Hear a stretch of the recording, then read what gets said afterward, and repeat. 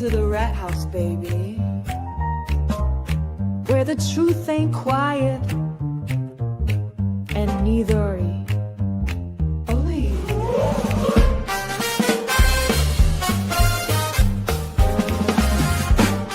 Where the CHATRATS crew slide in, pull up a seat, crime talk, cold facts, and a jazzy backbeat. We got stories to tell, got some justice to serve. So pour up that coffee or something with a swerve. There's Rat Daddy leading 6'5", a cool Toys the queen with the sharpest of tools. Dean's cracking jokes, Mary B's got the tea, and Lawleen lays the law down, real boss energy. MJ's got the fire, Gingy's taking names, Jesse's dropping Angel Baby's in the game. The clerk's keeping order, Misty's watching close. Pinky promises, keeps receipts, and she does the most. We're the CHATRATS, baby, worldwide and bold. Stories unfold while the crime scene gets cold. Puff, puff, pass, and the truth gets exposed. At the rat house, baby, that's how it goes.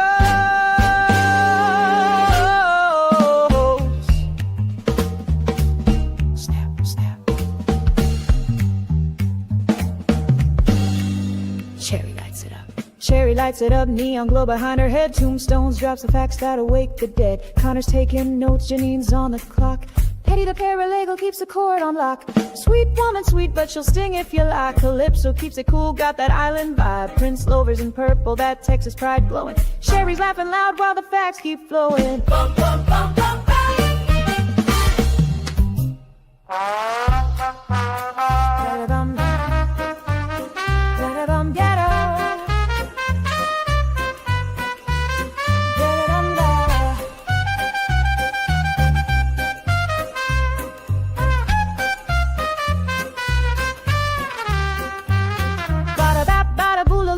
Coming through, crazy-eyed cheese, oh you better believe. Robo-rat clicks, sparks gears in his head, breaking the code till the lies drop dead. Jump, feel the confidence, jump. We're the CHATRATS, baby, worldwide and bold. Stories unfold while the crime scene gets cold. Puff, puff, pass, and the truth gets exposed. At the rat house, baby, that's how it goes.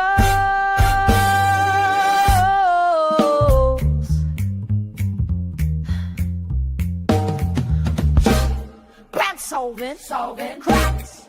World's our stage. That's a fact. Together, we're the CHATRATS crew. We ain't looking back.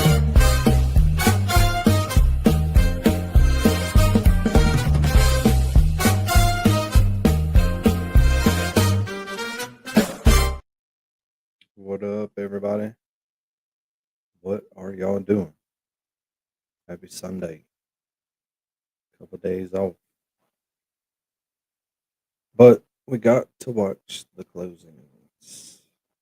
But instead of going straight to it, figure we'll watch a little bit of the Alan Jackson interview before we do that. So we can wait and see if anybody shows up before we watch these closings. What's up, Angel? Prince Lover, Pinky, and MJ, and Lawleen. I'm sure everybody else will show up in the next few minutes. But while it's hot, let's check this out for a minute. It was good. Hello, Mr. Jackson. How are you? What's up, Slick? That's what I should call you, I feel like. Thank you for coming to my program. Long time no talk to. I don't even know what to call you. You know what, that crowd behind you, I got to tell you, that crowd behind you, I've got a new name. Yeah, what's that? It sticks. We got Crash Daddies. We've got Data Daddies. You're the Crowd Daddy.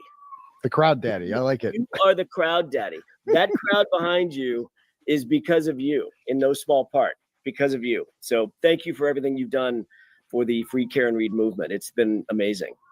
Well, I was honestly happy to do it. It's like one of my proudest life accomplishments. It started one day on April 17th, 2023, when I was sent this tip from a guy by the name of Brian Johnson, a former Duxbury cop who trained John on the job in Duxbury. And as a former LEO guy, he said something's not right about this. That's And how it started. Yeah, that's how it started. Could literally never heard of Karen Reed before that.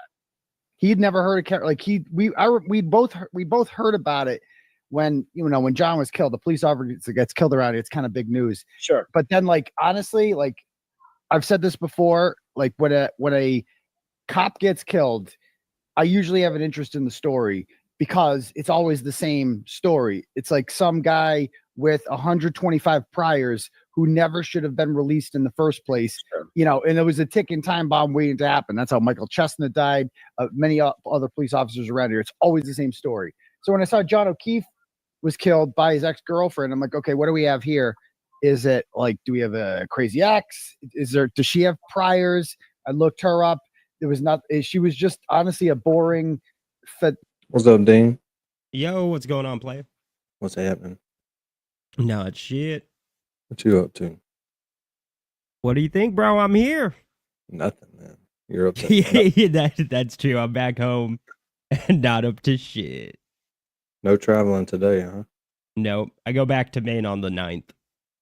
Oh, Yeah. So I'm home till Wednesday. that'd be good. Oh yeah. Get to enjoy some Alan Jackson interview. Yeah, just a little bit. Give people Just a time to wee show up bit. before we bust off back into them closing arguments. Fuck yeah, I'm excited for that. I bet. Super excited, I bet. Shupa. Which is financial analyst from Fidelity, and it just seemed like this horrible accident. And I had no take on it because I'm like, what am I going to say? It's horrible for her. It's horrible for him. It's horrible for everyone. I'm like, what? It's just a depressing story. I don't even want to write about this. And I forgot about it. And then Brian Johnson sends me this, like, and I take him more seriously because he's former LEO, and, he's less likely to take the position that the cops are the bad guys. Right. And that's what this is. Like, there's Everybody many else police does officers. too. Yeah. Right. And so, like, That's a tough pill to swallow. right, exactly. I mean, this was the most obvious frame job ever, and yet it was still an obstacle simply because we are predisposed to believe defendants are guilty, I think, and that cops can't, like, the people that we trust to look over us and enforce the law wouldn't possibly betray us like that. And that's what it is. It's a betrayal, isn't it? Right. No, it's absolutely true. It's funny. You said a bunch in that opening, which is, Karen seemed like just a boring woman who's, getting along in her life and gets into this terrible, tragic accident, and her boyfriend ends up dying, etc. Except none of it is true. None of it. Not one goddamn word of it is true. Not one. And that's when the other side sort of shifts. That's when the narrative starts to actually take place, when we begin to build a defense. And it's not just a defense. We begin to build a truth about what the public actually thinks happened versus what truly happened. And it took 3.5 years to get that truth out. The justice system is it's like turning an aircraft carrier. Just doesn't happen overnight, right? You just can't step on the rudder and turn an aircraft carrier. It takes a lot of time, a lot of effort, and a lot of work by a lot of people. And you were among those folks that helped turn this aircraft carrier around. The narrative that was so easy to swallow at the beginning became a jagged pill for a lot of folks. A lot of folks who said, wait a minute, I remember when my relatives, my father, my brother, my sister might have ended up in Massachusetts State Police custody, and it never sat right with me. I mean, we have myriad communications with folks from around the country, specifically around Massachusetts, saying this, something never seemed right about XYZ, whatever fill in the blank, whatever that might be.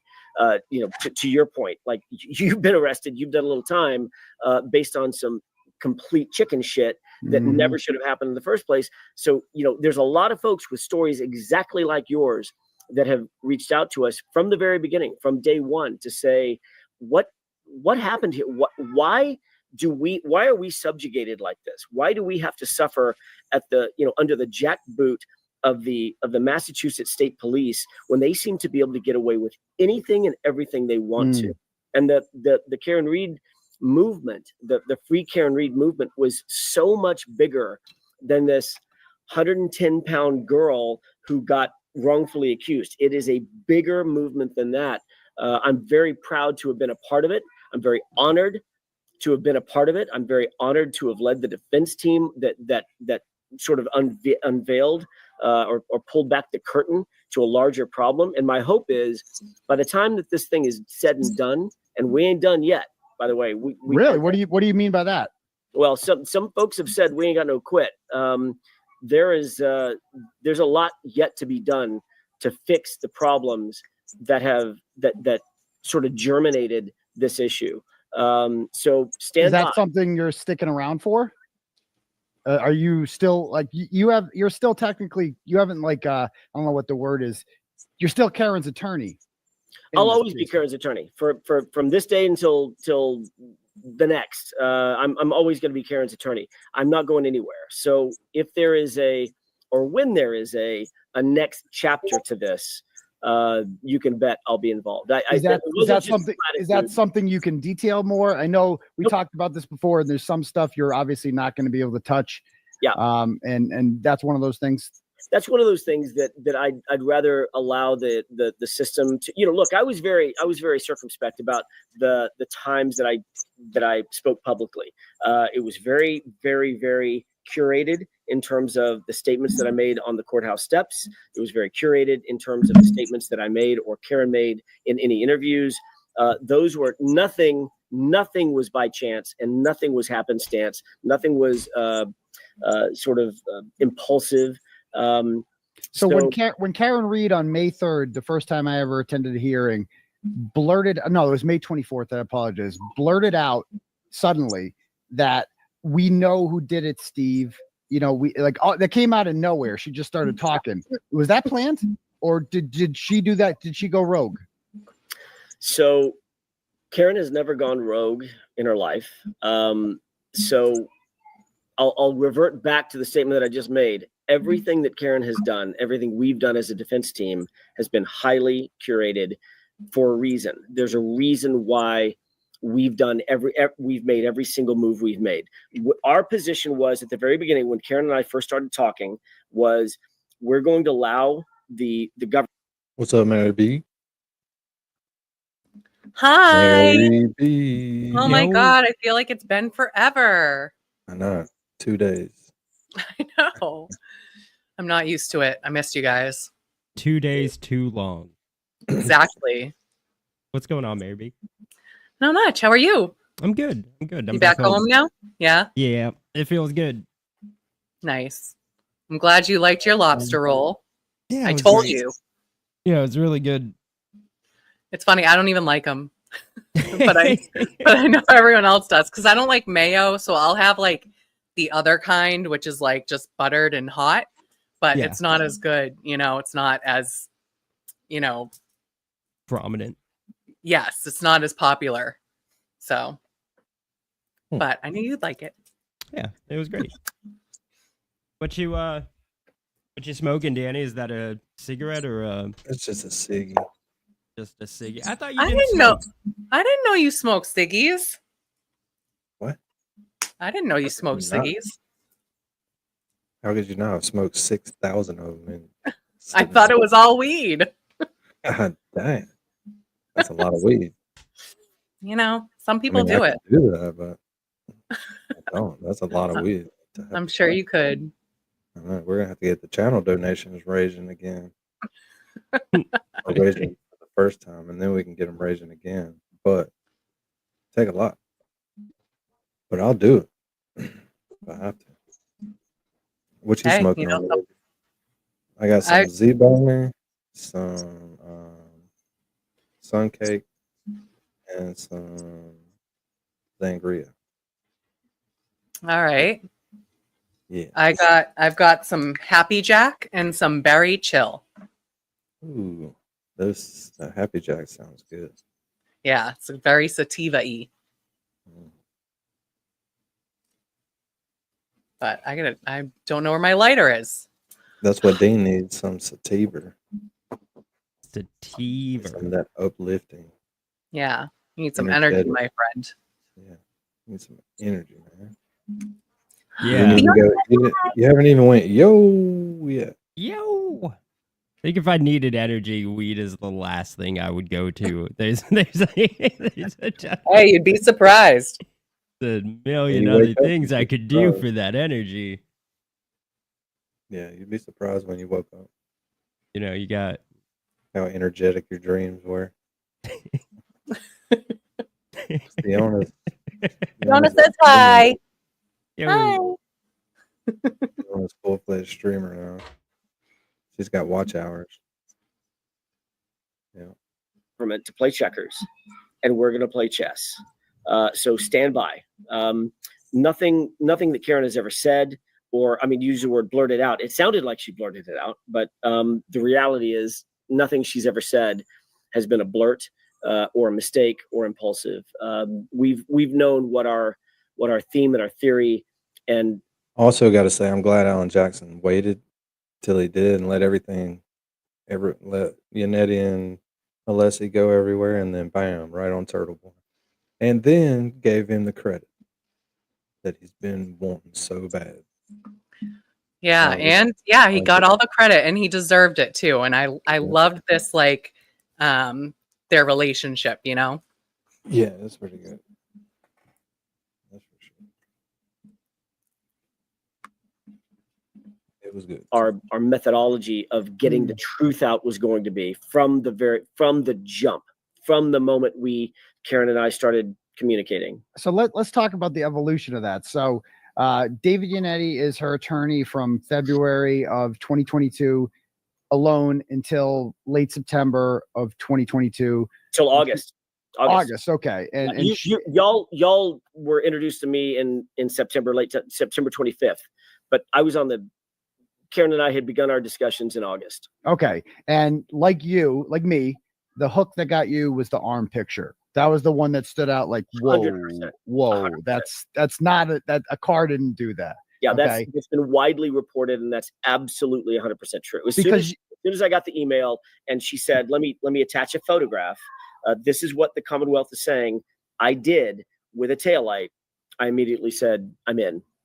So she sends you that, and you must get pitched with, potential clients all the time. And I'm sure everybody who contacts you is being framed. Everybody is the victim of corruption. Everybody's innocent, or not everybody, but a good amount. How do you weed out the yahoos and decide that Karen Reid's legitimate and you're going to take this? And am I right that you obviously don't take every case that comes in your inbox? I don't. I'm lucky. I'm fortunate. Our firm is fortunate. We do get a lot of calls, and there's a lot of calls that we want to take, but we can't. There's reasons why we can't. There may be financial reasons. There may be geographical reasons. I can't take a case in Alaska at this time because I'm trying another case at this time. Whatever. We do get a lot of calls. The thing that changed everything for me. And Liza, by the way, Liza has an office literally physically right next door to mine. Like we share a common wall. And I called her in with our very, very elegant intercom system. And it sounded a little bit like this: Liza, get your ass in here. Oh my God. I just screamed across through the wall, and she walked in, and I told her about this email and this conversation that we were about to have. And it was probably about, I may be wrong on the time. Karen would probably be able to fix it. She has a better memory than I do, but it was about a 15-minute conversation.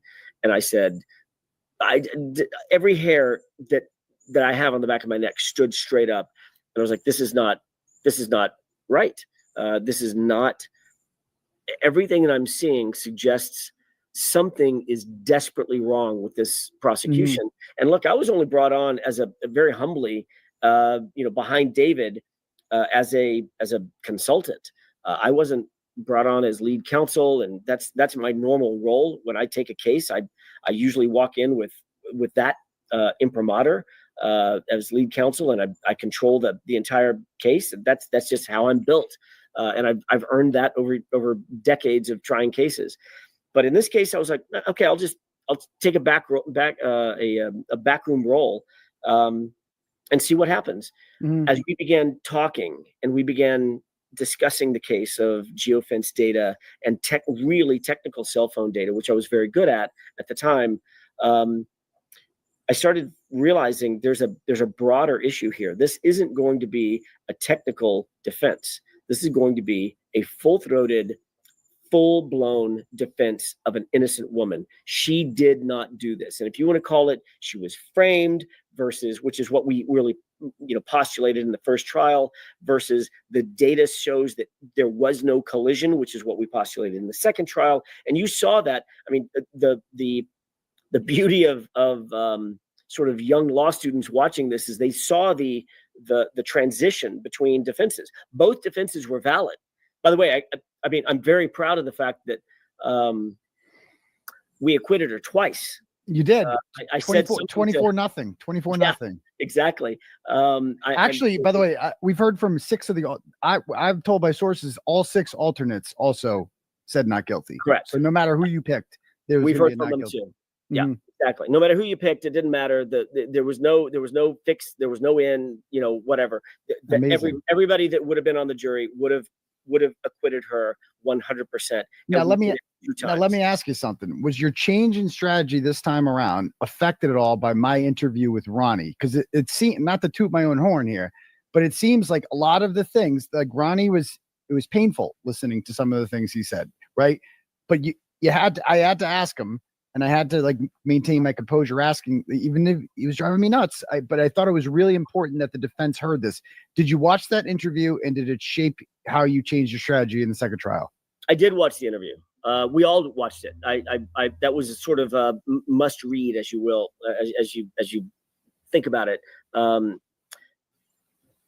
There wasn't one specific thing that Ronnie said that changed our mind. It was a sort of a panoply of, or a myriad information that was coming to us. Your interview was among the chief among them. The car insurance question, you asked that one. Absolutely. 100%. That came directly from your interview with Ronnie. Ronnie said, as you remember, obviously you asked the question, well, we thought that maybe her insurance company had some interest in hiring experts and doing such and such and so and so. And we that kind of makes sense. That kind of makes sense that a juror might reach that conclusion. Look, they're not stupid. I mean, these are intelligent folks. And part of the issue that we had was perpetrating what we always considered, and what I always said from the beginning, is perpetrating a fraud on the jury. We are perpetrating a fraud on the jury. We are supposed to be in a system of truth. That's it. Full stop. That's the alpha and omega of a trial. Give me the truth. That's all I care about. Give me the truth, and I'll take my lumps, whatever that may be. But the Commonwealth has to take their lumps too. And Judge Cannoni very specifically was not going to allow us to tell the truth to the jury. The fact that she hid the feds from the jury, not once, 2 times, even after being slapped down by jurors, not slapped down by us. I mean, we were always respectful to her. The jurors said, once we found out that these were feds, why didn't you tell us that? That makes all the world a difference. Yeah, it did. We thought they might be insurance folks. And what was her argument? Because it would have biased the jury, but doesn't all evidence bias a jury? Isn't that the point of evidence? No, her argument was more along the lines of, you have my ruling. Okay, because I said so. Because I said so. Yeah. Now, do you think, you've been doing this a long time? Do you think she's one of the small percentage of judges who would not allow that to be mentioned, or do you think if you had any other judge, do you think that judge? Pretty neat what he says right here. You probably hadn't seen this though, have you, Dane? No. I watched it on Rush 1.5, so it's good to hear it in its correct form. Yeah.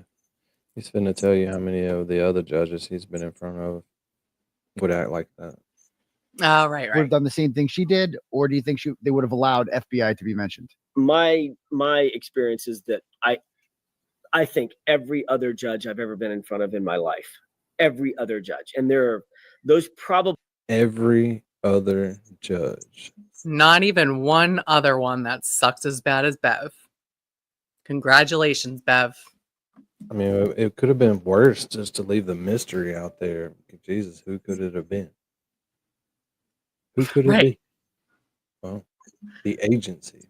Which agency would they be talking about?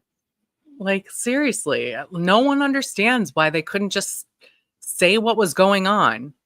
And she's like, oh, you can't say anything about the first trial. And like everyone said something about the first trial. It's like, all right, well, I guess I'm not going to do anything about it anyway. Yeah. Yeah, she Anyway, sucks. yeah, Bev is the worst. I mean, it's ridiculous. Ridiculous. Every other judge he's ever been in front of. Probably number probably not in the would have allowed. hundreds, but in the thousands. Every other judge would allow that in. Really? Every other wow. Every other judge would allow that in. Every one of us on the defense team, in the first trial and the second, were gobsmacked. Gobsmacked. Let's talk about the word gobsmacked. Jackson has the best words. Yeah, Like- gobsmacked. He brought up the nickel thing again today. He really likes his nickels. Dean, have you ever been smacked by a gob? No. You gotta watch out for those gobs. Yeah, I Watch hear out for gobs the are gob. gobs They're are back- like the they're back to leading threat to mouths. Yeah, Exactly. the gobs are smacking again. Fucking gobs. Yeah, it's been a while since gob smacked, but now they're smacking again. That she would not allow in even a modicum of information. You know, we can't go into what the investigation considers. Gobs are like cicadas. They only smack like every 20-something years. Isn't it like Sometimes 7? 7. Yeah, one is 7, and the other is like 27 or 24. Do you know when the last time that the gobs smacked were? It Was? was a long time We ago. didn't want to know who the investigators were. We It's been a long time since anybody smacked the gob, but Alan Jackson just did it. didn't care if it was the DOJ or the FBI, whatever. Just to be able to say the federal government opened an investigation, and this is what they hired ARCA, and ARCA worked for and was commissioned by the federal government, and this is what they found. Period. That does not in any way, shape, form, or fashion prejudice the Commonwealth. It never would have, but the Commonwealth was so adamant that if that was known, it would be it would allow such inherent credibility to be gleaned about ARCA. She wouldn't allow it to happen. She was never going to allow it to happen. Do you feel like she was doing this because she's bad at her job, or do you think she just doesn't like you and Karen Reed? Because that was the vibe I got. I don't think she likes you. I don't think you're getting the Christmas all of the card. above. Okay. All of the Yeah, above. no, look, there was no question that from the beginning, I walked in. I didn't pick a bone with her. I mean, you saw Aiden from the moment I walked into trial on September 25th, 2022. I was respectful. I was cordial. I was as dignified as an officer of the court could be. I asked for pro hoc vice. I was elegant in my arguments to her. Always respectful of the bench. Always respectful of the robe. That's how I'm built. That is how I'm built. She could not stand me from moment one. That's not how we do this in Massachusetts. I couldn't tell. There was a moment. You remember the moment, Aiden, which got a lot of interest on the internet when Liza, who literally walks around with a halo over her head, like she is angelic. She is the most respectful person on the planet. All she does is she analyzes the law. She analyzes the facts. She puts those two things together, and she provides motions and she provides arguments. She has no dog in any fight. She doesn't have the same sort of piss and vinegar that I have, which good for her. That's exactly the place that she finds her comfort zone in the practice of law. And when Judge Cannoni said, "We stand up in Massachusetts," Miss Little, oh my! I was like, when was that? When was that? it was at the very beginning. Liza in California, by the way. Oh, okay. To our defense, We don't stand up when we address judges in California. It's not a disrespect thing. It's just an efficiency thing. Every time, standing up and down, up and down, up and down, up and down, it just doesn't make efficient sense. And so unless you're giving a closing argument to a jury, etc., you don't necessarily have to stand up at all. Yeah. As a matter of fact, judges they don't allow, Mr. Jackson, you can remain seated. Let's just get these arguments done. Okay. So that's what Liza's used to. Oh my That's where God, she those she's snaps, born and though. bred here in California. I wasn't there for that, but I was there for the chalks. She hated the chalks. Oh yeah. Did you like the snaps? Oh my God, they sounded so good. Yeah, there was some quick snaps. And also, another thing that saves time in other states is they state the grounds for their objection so that it doesn't have to be a 20-minute sidebar every 5 minutes. Yeah. But I digress. Yeah. We hadn't seen the mini sidebars at all in the Preppy murder trial. Yeah, I think there were like 2 total. Yep. I'm hoping some of these people show up before we get done with this video. Well, Because it's their loss if they don't, This or court's they'll not just have to doing watch us- it on replay. this court ain't doing us much good if those people don't show up. They'll come.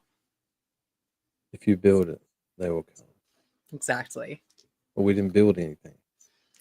Did you This build is a- anything, Dan?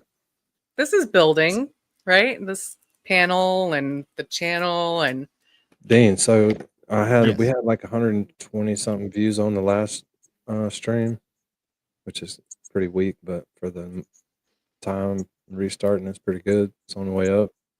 And then for some reason they took 20 views off of it. I was like, what are Damn. you doing? how do they do that? Why How would can you- someone take back their view?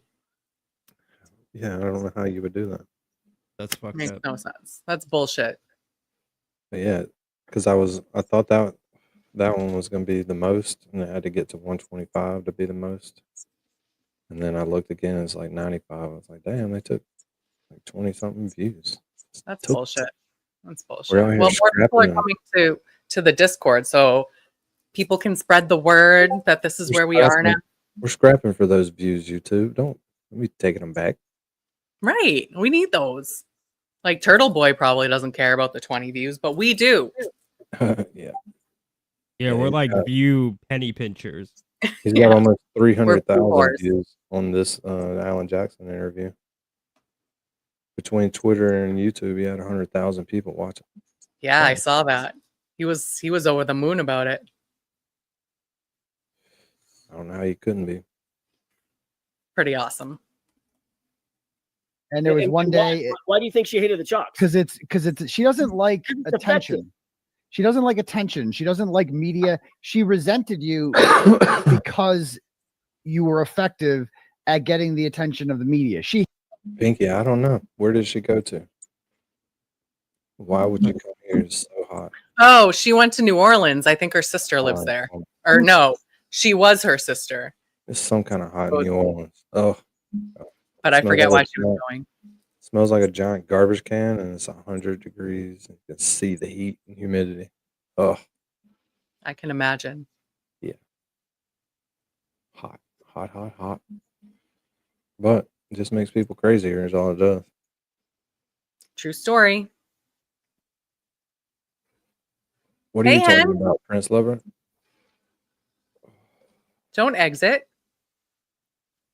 Exit why? For what? Why would you do such a thing? Don't do that. hated that, She right? did. And she I also don't know why you would. resented you, I think, because who the fuck are you? Like, she's from Norfolk County. Like, Right. this is her. She's been here her whole life working. Who the fuck are you? You're not going to come in here. She had to remind you that this was her. You might have the flair and you might live in a nicer house than her and all the shit, but God damn it, this is her goddamn courtroom. And she's going to remind you of it whenever she can and just slap you down as much as she can. I think she took it out in your client because of that. And I think she took it out on David Yannetti, who I don't think she resented before you got involved. I think you're right. I think she had a lot of respect for David, and David earned that respect. He should have the respect. He's a great lawyer. And we're just kind of waiting a minute to see before we start the closing arguments to let a few. Yeah, more we're people giving the show up. jurors a chance to get here. Yeah, that's it. Just some boredom shit. You live. But I think the fact that I came in and she thought this was her opportunity to say, if I had a nickel for every time she said, that's not how we do it in Massachusetts. I mean, at the end of the day, I really don't give a shit how you do it in Massachusetts. I don't. I care about whether or not the Constitution, which, unless I'm mistaken, I know I read this somewhere, the Constitution governs all states, including the Commonwealth. Yeah. So I don't really give a shit if you don't do it this way in Massachusetts. The jury needs to see the face of the witness. Like, that was one of the big floppers, right? So let's talk about that. I think that backfired on you. Okay. Like, I agree with you that they should have I disagree. I don't think so. I don't think so. I think being in that courtroom and having John's family look at that jury is the reason that there was a mistrial in the first trial. Like, that setup of them looking directly at the jury and Peggy crying and making faces is like, they went into that, like, we got to throw this woman a bone. We got to convict her or something. And I think that's why he had a mistrial, is the setup. Obviously, you could I concede seeing the faces of the witnesses, very, very important. But like, she kind of, like, you guys were like, we got to fix this situation in here. And she's like, fuck it. Why don't we just go to this other room then? Yeah, I don't disagree that she thought that was an advantage for her. I don't, Aiden. I think that she thought, okay, you broke it, you bought it, right? We're going to put you in a tiny little courtroom. I don't know that I agree. And look, it's all hyperbole at this point, right? I don't know that I agree necessarily that the jury in the first trial hung because, at least on the subordinate counts on count 2, because they were facing the O'Keefes. Look, the second jury was facing the O'Keefes as well. And there were just as many tears, and there was just as many eye rolls, and just as many, all the same shenanigans were happening. Well, Paul had to move his seat. Paul had to move his seat for another reason. I'm aware of that. And how'd you become aware of that? Sources. I never reveal sources. I have sources, and I heard it's a couple, 1 or 2 jurors, maybe one. By the way, I want to be clear, because you and I are being coy.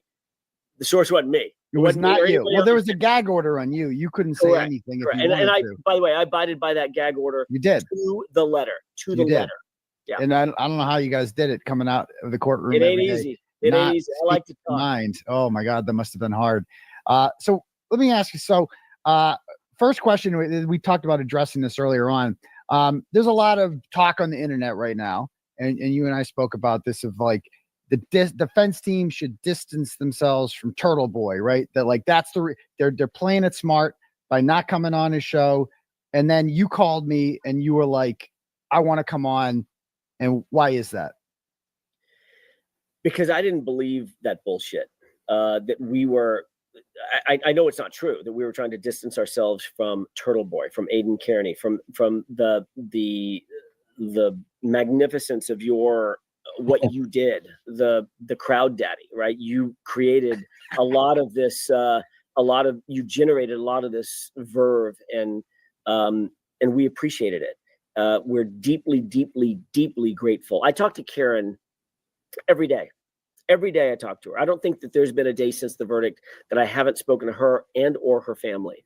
And every single day she tells me how grateful she is to your viewers, to the folks that populated the streets and the sidewalks and wore pink and gave this beautiful "I love you" sign that has resonated through not just the Commonwealth's community, but through the nation and through around the globe. I mean, we've gotten, I'm sure you have too, we've gotten accolades and love and support from Australia and Ireland and China, all across the globe. That's in no small part because of folks like you. There's a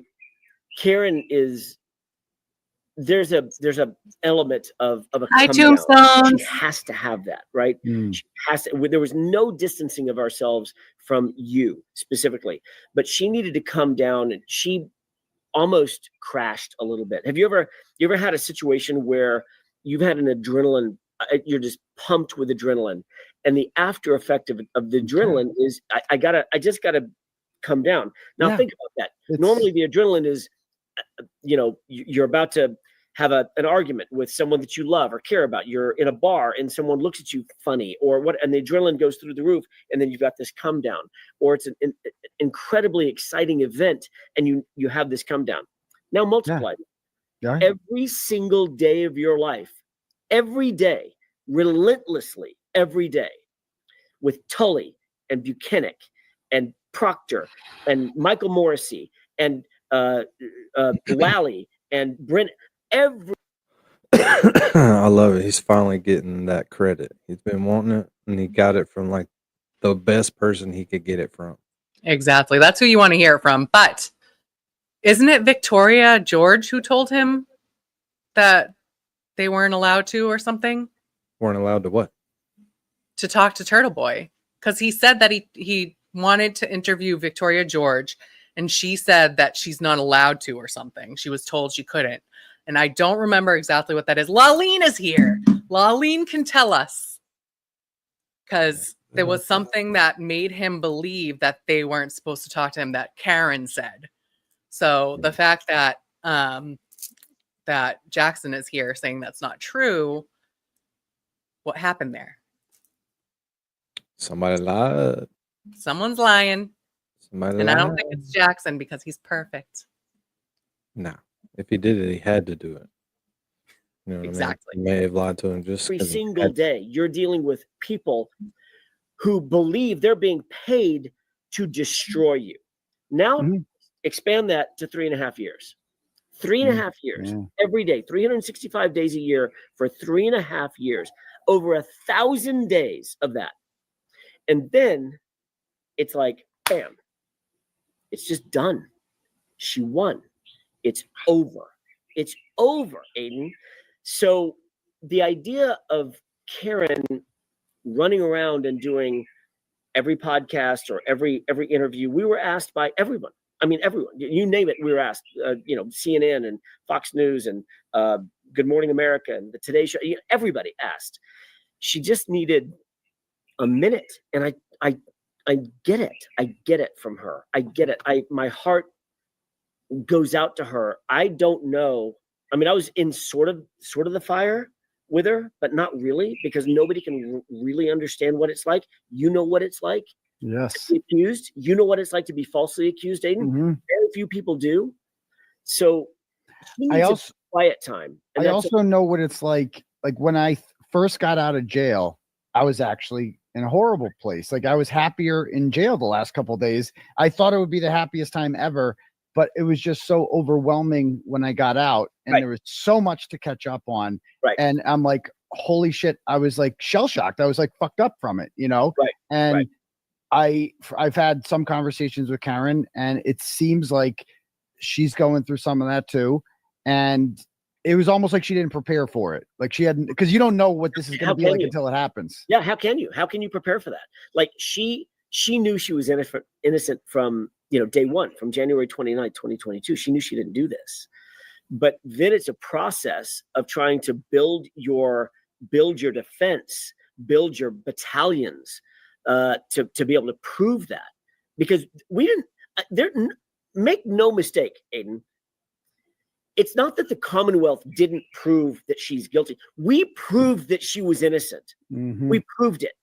Think about the character and quality of the Commonwealth's experts, people that lied about their credentials, lied about their CVs, people who don't actually have degrees, people who do extensive testing and cost the taxpayers $400,000 or $500,000 just to put some paint on your arm, versus ARCA and the exquisite testing that they did, versus Matt DeSogra and the exquisite data analysis that he did. Think about who proved what. I will go to my grave saying it's not that they didn't prove their case. We proved her. You can say it. No, I'm I can't. demonetized. Okay. She proved her innocence. And that takes a titanium spine. That takes a gumption that rarely people have. People are usually very, very quick to say, look, I'll just take my win and go home. She was never convinced that was the right thing to do. I'm going to prove my goddamn innocence day one, and it's never gonna shift. It's never gonna change. So coming down from that high, from that adrenaline, from that stress, because she knew she could lose. I think she just needed to surround herself with her inner circle, who's 5 or 6 or 7 people. I'm not even in that inner circle, but I know who the inner circle is, and I talk to her every day, and I understand what she's going through. I think she just needed to just a little quiet time, if that makes sense. She No, wasn't it totally avoiding makes it. sense. And she was Totally. never avoiding you, brother. She was never avoiding you. Yeah, she returns my texts. We talk. You know Absolutely. what I mean? I have no, and I totally get it. I would never expect her to. Yeah. I don't like people like that who think that Karen Reed owes me nothing. I want to be perfectly clear. But I said that. By the way, you've said Yeah. that. And by the way, God bless you for that. God bless you for that. Because there was a lot of people out there who were suggesting that you had some ulterior motive, and you shut that down in a heartbeat. You're very eloquent. You're very heartfelt. God bless you for that statement. I saw it. I love journal. I live for stories like this. This was the story of my life. I didn't do it because I was going to make a lot of money. I did it because it's an amazing story and one that needed to be told. And I'm so happy that I did it. Your motivation will go down in history. It will. You know, I appreciate that. And, just from the beginning to the end of this and seeing how it's grown. So the first time I ever kind of communicated with you was on April 17th when I was introduced to a woman by the name of Natalie, and she was like kind of messaging. I didn't realize she was passing messages directly from Karen, and she was like, one of them was like from you, and it was like, AJ says that I can't wait to meet the reporter with the biggest balls in the country or some shit like that. And I'm like, I'm just writing a story here, you know? And when I wrote that story, when I wrote balls the size of church bells. I think that's what it was. Yes, that was the Dean, are they talking about you? Obvious. No, my balls are actually gone. Church bells. Freak fishing accident. It Yeah. could be a little bit. Sounds painful. Well, I tried to use them as bait. Oh, that's not smart. Yeah, it wasn't Was really it an a shark? accident. Did you get a It shark? was- yeah, it wasn't so much an accident as it was purposeful, but As a what? Yeah. It was on Yeah. purpose. well, you Learning know, surgeries cost a lot of money, you know. Oh my god. Yeah, They do cost a lot of money. shit ton of money. Balls Did the they do any size of church reconstruction? bells. They put a ping pong ball in there or something. More like a grape nut.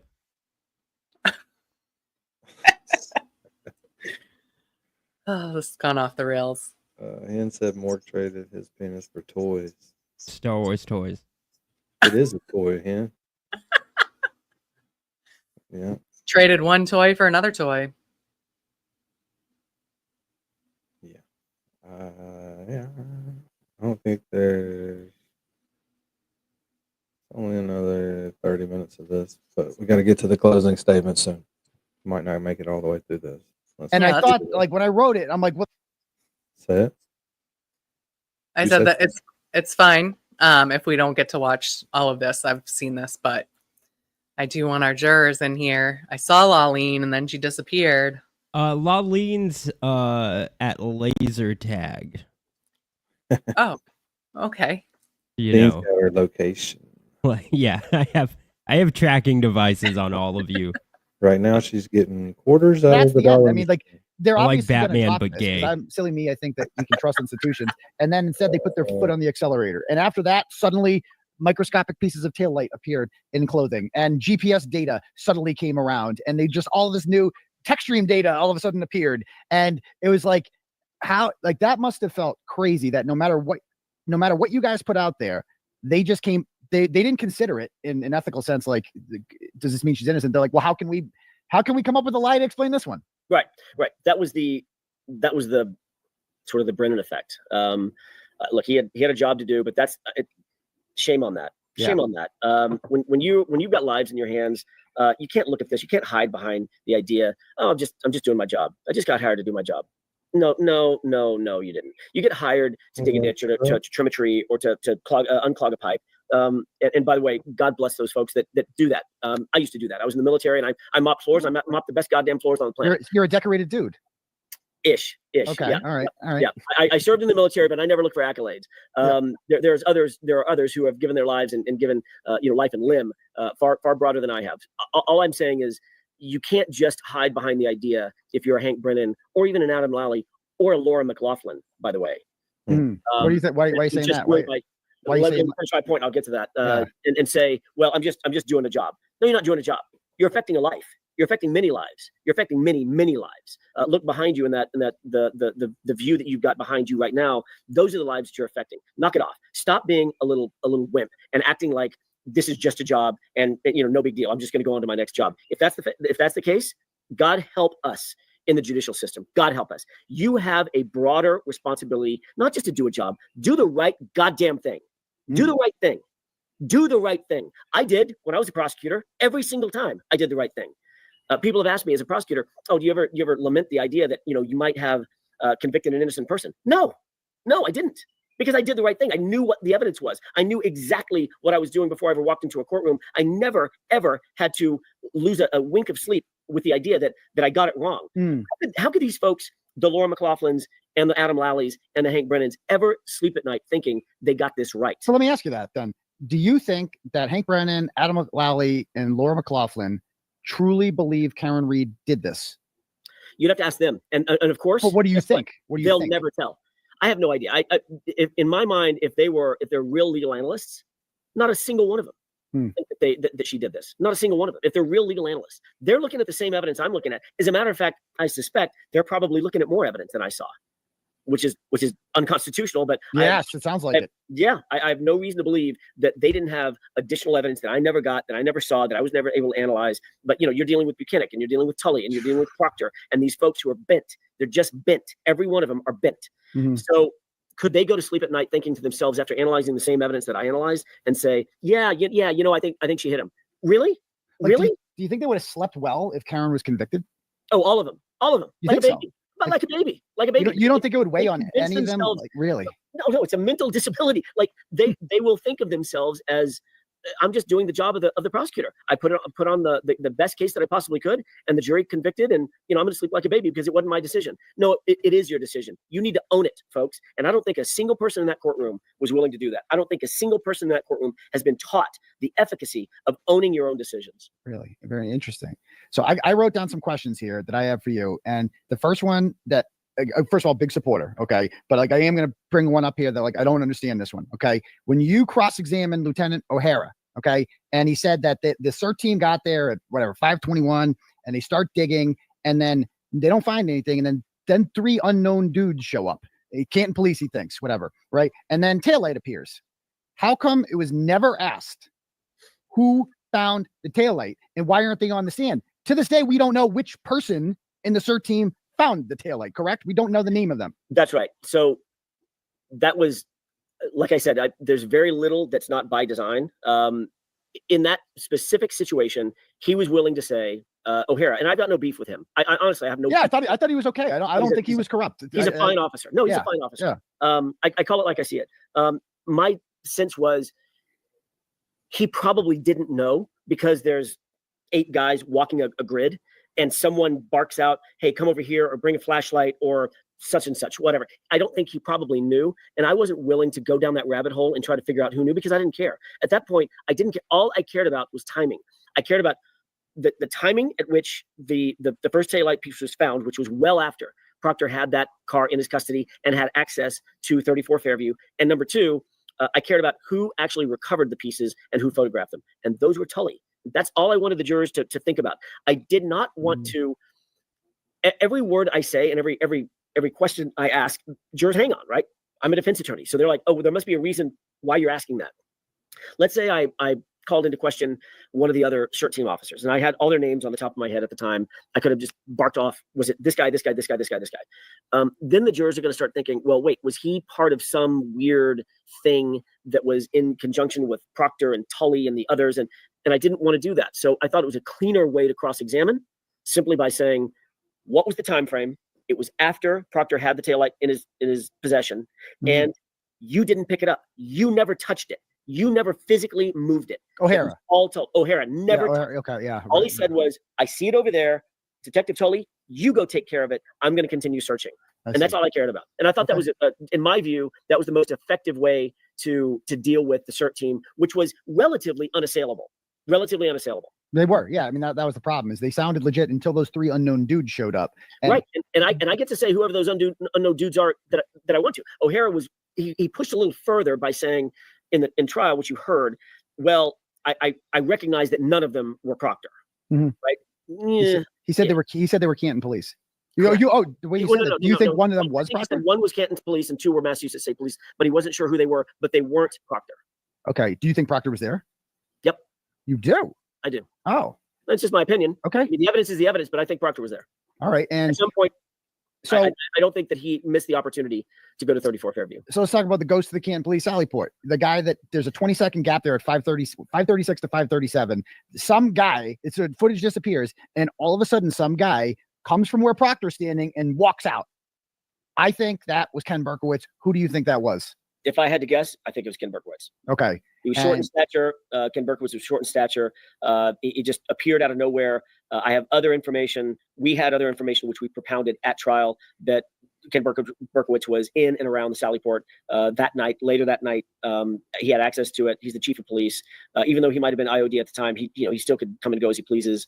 And in a situation like this, where there's a police officer found dead on another police officer's lawn, especially Brian Albert's lawn, whom he knew well, there's almost no chance that Ken Berkowitz was not in some way, shape, form, or fashion involved in the goings on in the subsequent 8, 10, 12 hours. I mean, you would have to be. I mean, that's Higgins' best buddy.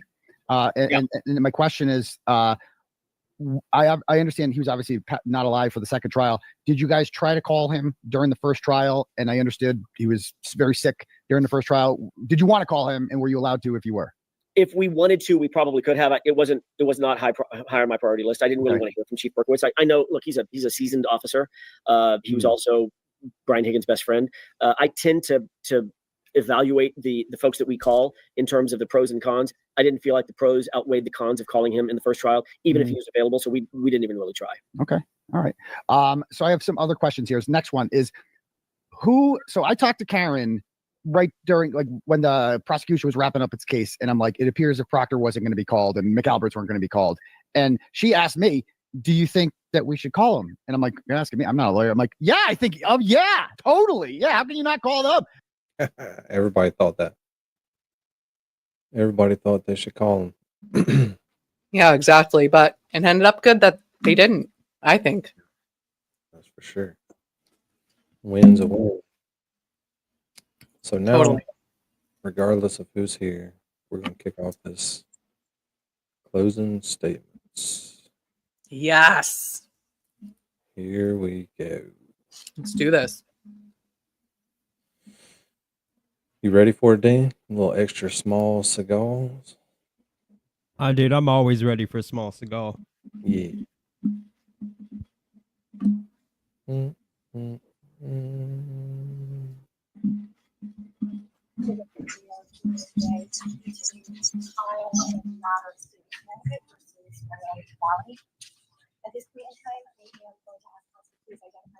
I wish she would talk into Good the morning, Your Honor. microphone. Mark Joseph for the state of Connecticut. Good morning, Your Honor. Coffee, I'm Cedar Pacific, Connecticut. Good morning, Your Honor. Kevin Smith for the defendant, Raul Valley, who's at my side. So, court would just like to note for the record that the court did prepare a draft jury charge, which was presented to counsel for review.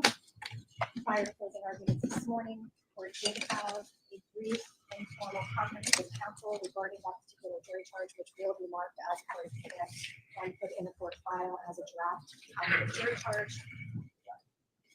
I do usually go through each of the sections just to determine whether or not there are any questions or any changes or requests that have not been made to the charge in accordance with anything submitted by counsel. So I'm first going to start with the state and ask the state, did you have an opportunity to review the draft jury charge that was provided to counsel? The state has had an opportunity to review the draft, Your Honor. All right, and let me just ask the court which court exhibit this would be in terms of reference and for ID. It would be exhibit number 3.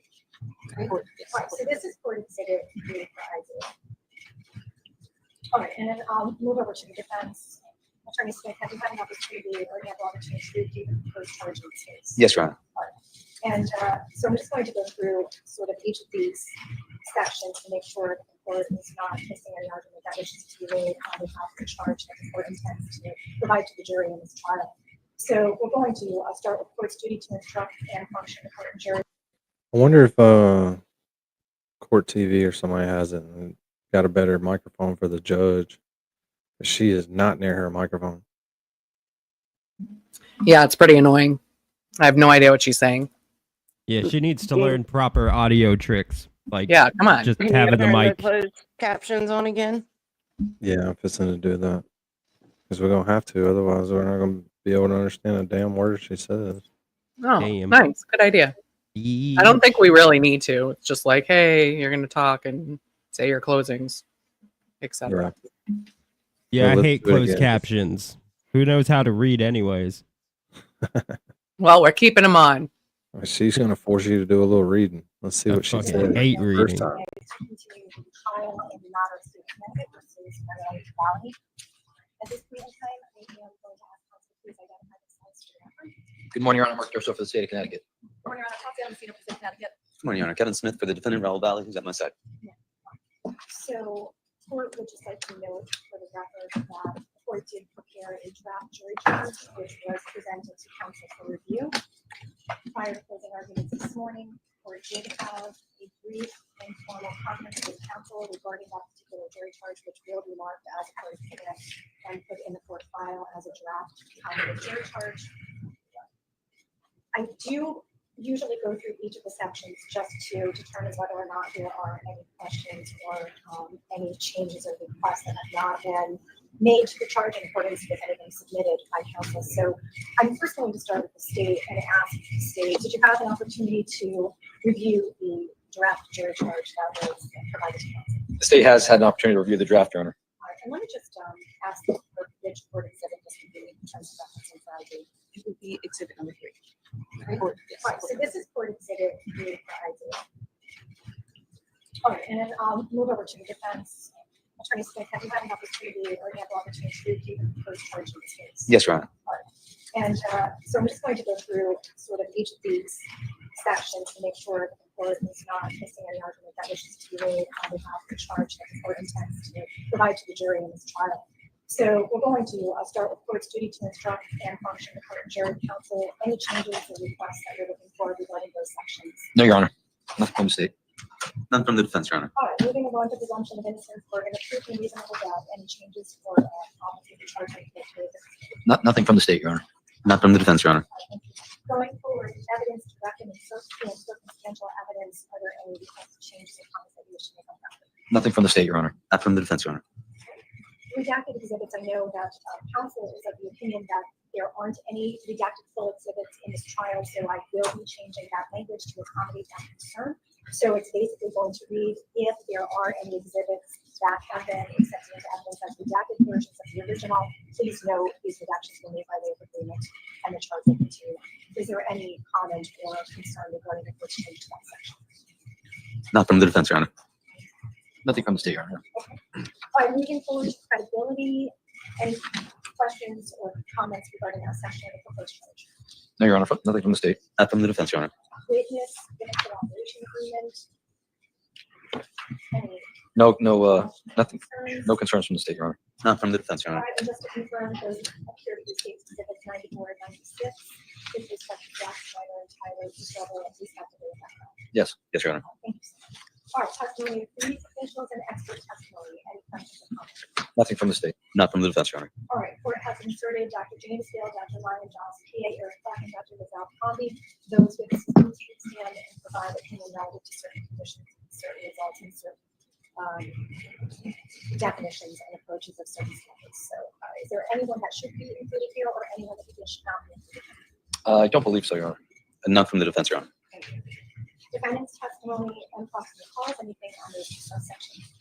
Nothing from the state, Your Honor. Not from the defense. All right, specific intent and motive as previous, I just want to make sure that we have this right and that the court is charging with respect to the intent required to be proven by the state relative to the charges. I want to go through it. So count 1, murder in the end, first degree intentional lesser included. Is that correct? Yes, Your Honor. Yes, Your Honor. Count 2, assault in first degree intentional and assault in second degree intentional as a lesser included. Yes, Correct? Your Honor. Yes, Your Honor.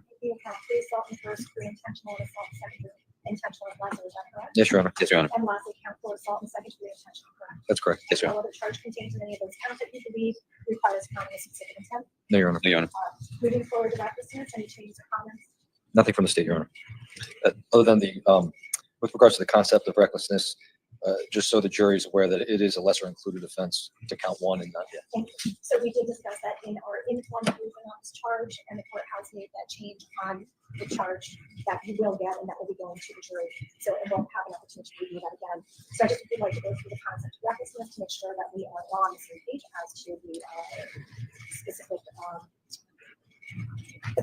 mindset that has to be driven by the state relative to charges. Count one, manslaughter in the first degree, reckless as a lesser included. Yes, Your Honor. Yes, Your Honor. Count two, assault in the first degree, reckless as a lesser included. and Yes, Your Honor. Assault in the second degree, reckless as a lesser included. Yes, Your Honor. Count three, assault in the first degree, reckless as a lesser, and also assault in the second degree, reckless as a lesser. Yes, Your Honor. Yes, Your Honor. And lastly, count four, assault in the second degree, reckless as a lesser. Yes, Your Honor. Yes, Your Honor. Evidence of intent and motive, anything under those sections you'd like to discuss. Nothing from the state, Your Honor. Consciousness of guilt, has everyone had an opportunity to review the state's claims, any concerns, questions, or comments that anyone would like to make? No, Your Honor. No, Your Honor. Identification of defendant, any questions? Nothing from the state. Not from the defense. Specific charges brought by the state, again, the court will be modifying the charge to include substitute information as opposed to just information. I will be providing additional red and highlight, but substantively, is there anything regarding first the introduction to the specific charges that you'd like to discuss? No, Your Honor. Not from the defense. And again, as to each of the four counts, when we discuss elements, even on the lesser included, I will be directing the jury as to the number of elements that must be found as well. So that will be added. So count one murder, anything substantively under that count that you'd like to discuss. Nothing from the state. Not the defense, Your Honor. Lesser included offense murder, start with manslaughter, first degree, intentional, anything that you'd like to discuss substantively there. Nothing from the state. Not from the defense, Your Honor. Manslaughter in the first degree, reckless, anything substantively you'd like to discuss there. Nothing from the state, Your Honor. Nothing from the defense, Your Honor. I think it's my understanding that those are the only two lesser included offenses the state has provided, is that correct? Correct. And nothing from the defense, correct? That's correct, Your Honor. Very good, thank you. All right, please, if we want to count two, then assault in the first degree, anything regarding assault in the first degree intentional, that you'd like to discuss? Nothing from the state, Your Honor. Not from the defense, Your Honor. All right, lesser included offense to assault in the first degree intentional. We'll start with the introduction of the engineer. That you'd like to discuss? Nothing from the state, Your Honor. Not from the defense, Your Honor. Thank you. All right, first lesser included assault in the first degree reckless, anything substantively there? Nothing from the state. No, Your Honor. Second, B, assault in the second degree intentional, anything substantively there? Nothing from the state, Your Honor. No, Your Honor. And moving on to C, then assault in the second degree reckless, anything substantively incorrect or inaccurate. State sees none, Your Honor. Not from the defense, Your Honor. Okay. And again, I just want to add there, we did discuss it formally, that I will be instructing the jury immediately there under that they're going to agree if and only if they have found the defendant not guilty on the other respective charges. So I just want to make clear that, again, relative to count two, the only lesser included offenses that have been requested on behalf of the state include assault in the first degree reckless, assault in the second degree intentional, and assault in the second degree reckless. Is that correct? That's correct. Nothing from the defense. Not from the defense, Your Honor. All right, moving on to count three, assault in first degree intentional as to a different victim, junior, anything substantively under that count. Nothing from the state, Your Honor. Not from the defense, Your And Honor. I will, of course, get down on the different victim testimony.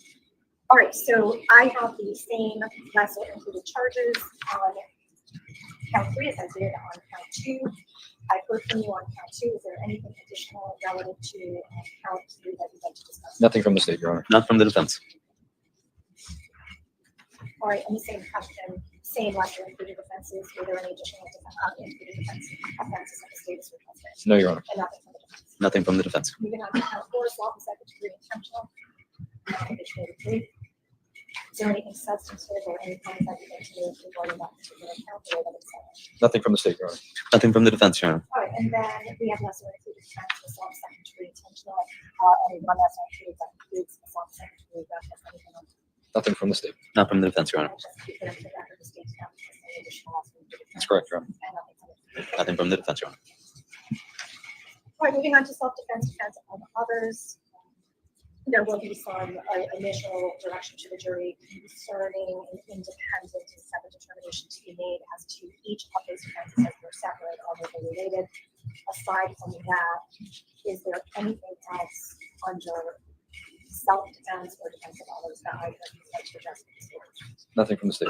Not from the defense, Your Honor. So I will note that I did receive, let me just, no, let's stick to the session.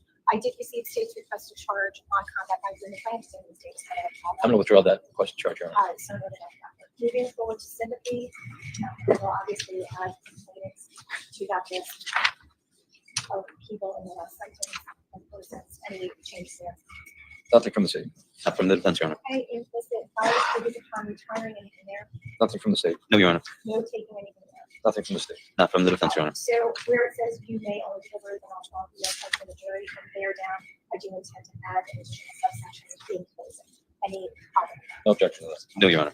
Is there anything that the court has been requested to charge, and the court has not charged, that you would like to discuss? Nothing from the state this time, Your Honor. Not from the defense, Your Honor. Right, and is there anything that has been contained within the charge that either of you take objection to at this point and request for that argument? No, Your Honor. No, Your Honor. So the court is wrapping up some intergraphical corrections on the charge itself. Court is almost done with that. Before the court charges, you will of course have an opportunity to review that to make sure that it is in accordance with the changes that have been suggested and been told to that would be made regarding the charge. Before we begin closing arguments, would you prefer to have a completely amended jury charge? That's up to you. I'm happy to do that. Provide that to you before we start. The state does not require that at this time. Defense doesn't need that, Your Honor. Thank you. And then my last question would be, would either of you like to take a few moments to either gather exhibits or make yourselves comfortable as well and gather your outlines for your closing arguments before we proceed forward with this closing argument? Danny, you're muted. Is that lady in a can? I think mean, she is. She's the That's- judge. Even Yeah. Small Seagal told his witnesses, get up there to that microphone so we can hear you. Well, None of it's them her just walk and courtroom. go, Madam Judge, Miss Judgy lady, can you please talk into the microphone? Dang. She's like, I'll be unheard if I want to. It's my courtroom. I know, nobody's even going to bring it up. Like, ma'am, No, Oh. she's boss. could you just bend that microphone down where it gets near, somewhere near your face? Excuse me, I don't know what the fuck you're saying. Proceed, Your Honor. All right, is there anything else that the court needs to just address? I don't know if they're gonna say that. before closing arguments? No, Your Honor. Not at this time, Your Honor. So that you both understand, you do have 1 hour. The state obviously has the opportunity to break its argument into 2 sections. The state will go first, followed by the defense, and then if the state does choose to break its argument into 2 sections, the state will have an opportunity to get up and address the jury within the time the state has left. Would the state be asking for, by way of the clerk, to flag any timings? Yeah, I would probably, I intend on using rebuttal time. So I anticipate my opening remarks to be around 20 or 25 minutes, maybe a little less, I don't know for sure. But So you'd like to reserve at least 30 minutes? yes, that would be fine. All right, so we'll just do a little tiny nudge after you start going over, because we all get caught up in closing arguments. So that seems to be, does anyone seeking any additional time, any additional? I don't think so. No, Your Honor. Anything? No, Your Honor, not from the defense. Okay, very good. So at this point in time, we'll bring our jury in. Thank you.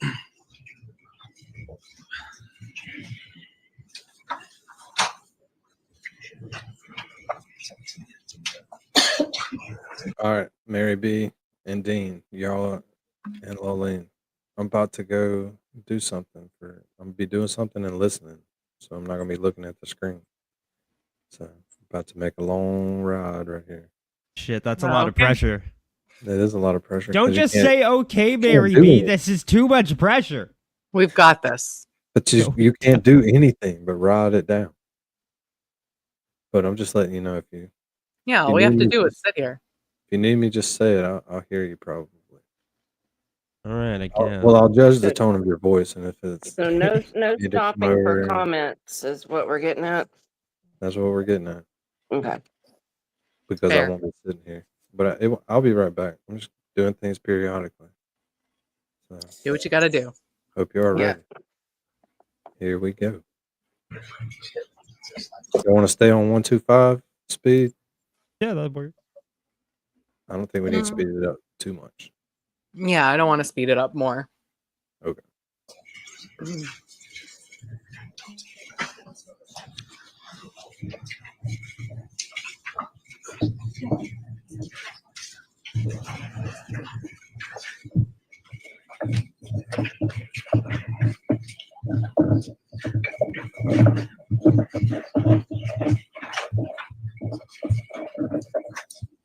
we go. We're coming in. We're getting our chairs. Ladies and gentlemen, the jury can hear you. So first, I'll have counsel stipulate on that.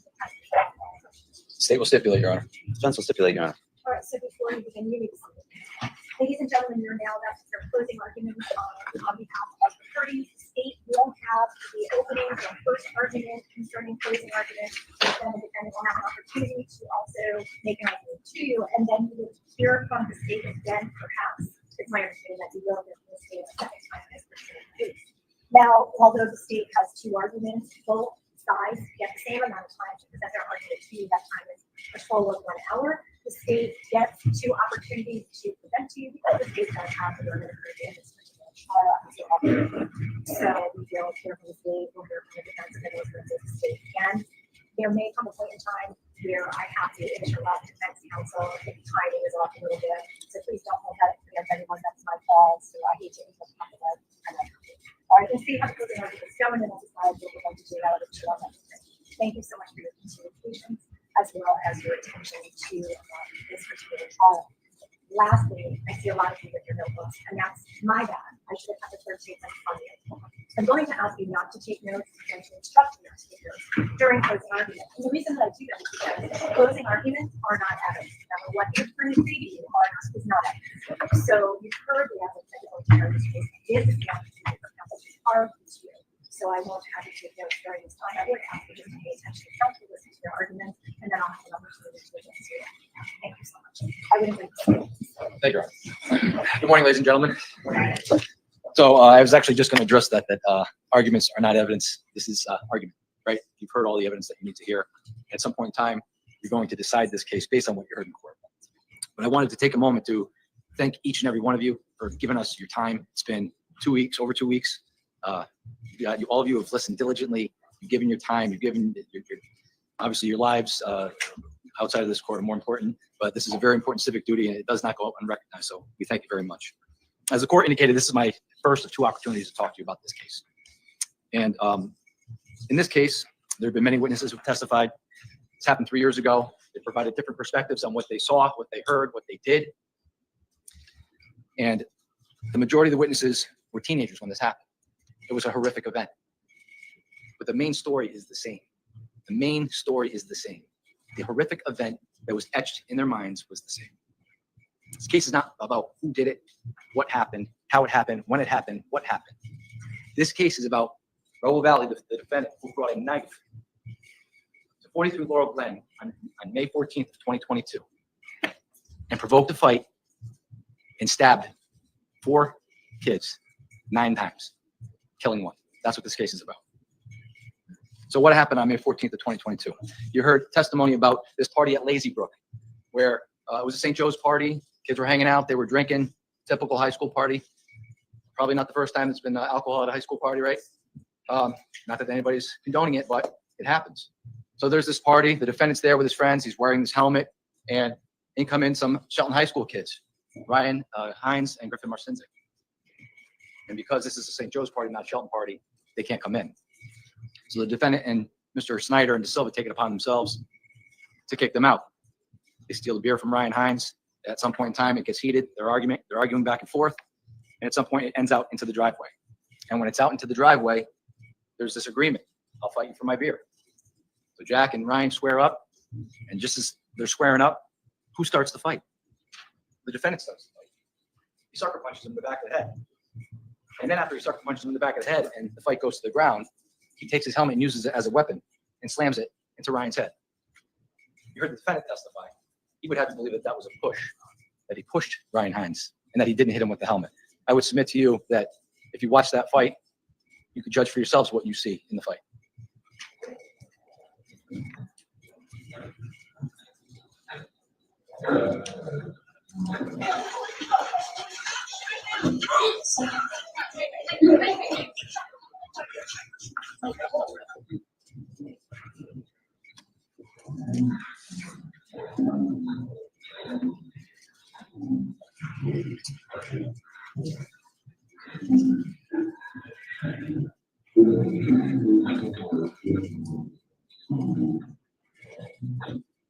And by the way, while I'm talking about witnesses, the judge is going to give you a credibility instruction, right? You're all going to have to assess the credibility of each and every witness who testified. If you recall during voir dire, I think I asked each and every one of you the same question. Do you think it's possible that somebody could get on the stand, raise their right hand, and tell the truth? And you all said yes. I also asked all of you, do you think it's entirely possible that somebody could swear to tell the truth, believe they're telling the truth, and simply be mistaken about something? And you all said, yeah, that's possible. But I also asked you, do you think it's possible somebody could get on that stand, swear to tell the truth, and look all of you in the eye and outright lie to you? So again, when you're assessing the credibility of each and every one of the witnesses who testified, that's what you have to go through. You have to go through what they said and how does it line up with the rest of the case, right? The defendant who took the stand is also subject to that same credibility instruction. He put his credibility in issue as soon as he took that over. The video I would submit to you tells a very different story than what the defendant testified to a couple days ago. So after this fight, they get in Jack's car and they leave Lacerbrook and they go to Trumbull High School. And at some point in time, as they go to Trumbull High School, there's this basketball group chat. You heard testimony that Shelton kids were in it. You heard testimony that Ryan Hines was in it. You heard testimony that the defendant was in it. You heard the testimony that DeSilva and Snyder were in it. And you also heard testimony that they wanted to fight the Shelton kids at Trumbull High School. They were there for about 20 minutes. This wasn't over. Of course, there was argument and heated emotions about what had just happened at Lazy Brook, but now they want to meet up at Trumbull High School. So what does the defendant say? The defendant tells them to slide on over to Trumbull High School multiple times in the group chat. Slide right over because they want to fight. Shelton kids don't want to go to Trumbull High School. Somebody puts an address, 43 Laurel Glen, in the group chat. Come to Laurel Glen. So they go over to Laurel Glen. The defendant would have you believe that he had no idea that they were going to fight, that they were just going to another party. I would submit to you that you need to assess whether or not that's credible during your deliberations. But in any event, you heard testimony from several witnesses that the defendant wanted to go to Lazy Brook or Laurel Glen to fight. He wanted to fight at Trumbull High School and he wanted to fight over at Laurel Glen. And that's why they were going. And as a matter of fact, when they got to Laurel Glen, the defendant lets all the kids know that they're there. There's a few kids outside, more kids come outside, and at some point in time, Tyler Rich and his friends are outside. They're around the car in front of his house at 43 Laurel Glen. And there's some testimony that at first it was peaceful, some testimony that it got heated, arguing back and forth, things were being thrown. You heard testimony from Aiden King. I saw Raul sitting behind Jack Snyder, who was driving. Tyler DeSilva was in the front seat. The defendant even said Aiden King's his boy. And Aiden King got up here and said, at some point in time, the defendant said, get your friends away from my car. I'm going to break a bottle over somebody's head. Again, all of these things going to what was his intent that night. So things are thrown at the car. The car was being shook by the Shelton kids. There's some testimony things were being thrown back. Car takes off, drives up and down the street. Things are thrown from the car, things being thrown at the car. At some point in time, they end up at the end of the street, close to the intersection of Farmhouse Road near 36 Laurel Glen.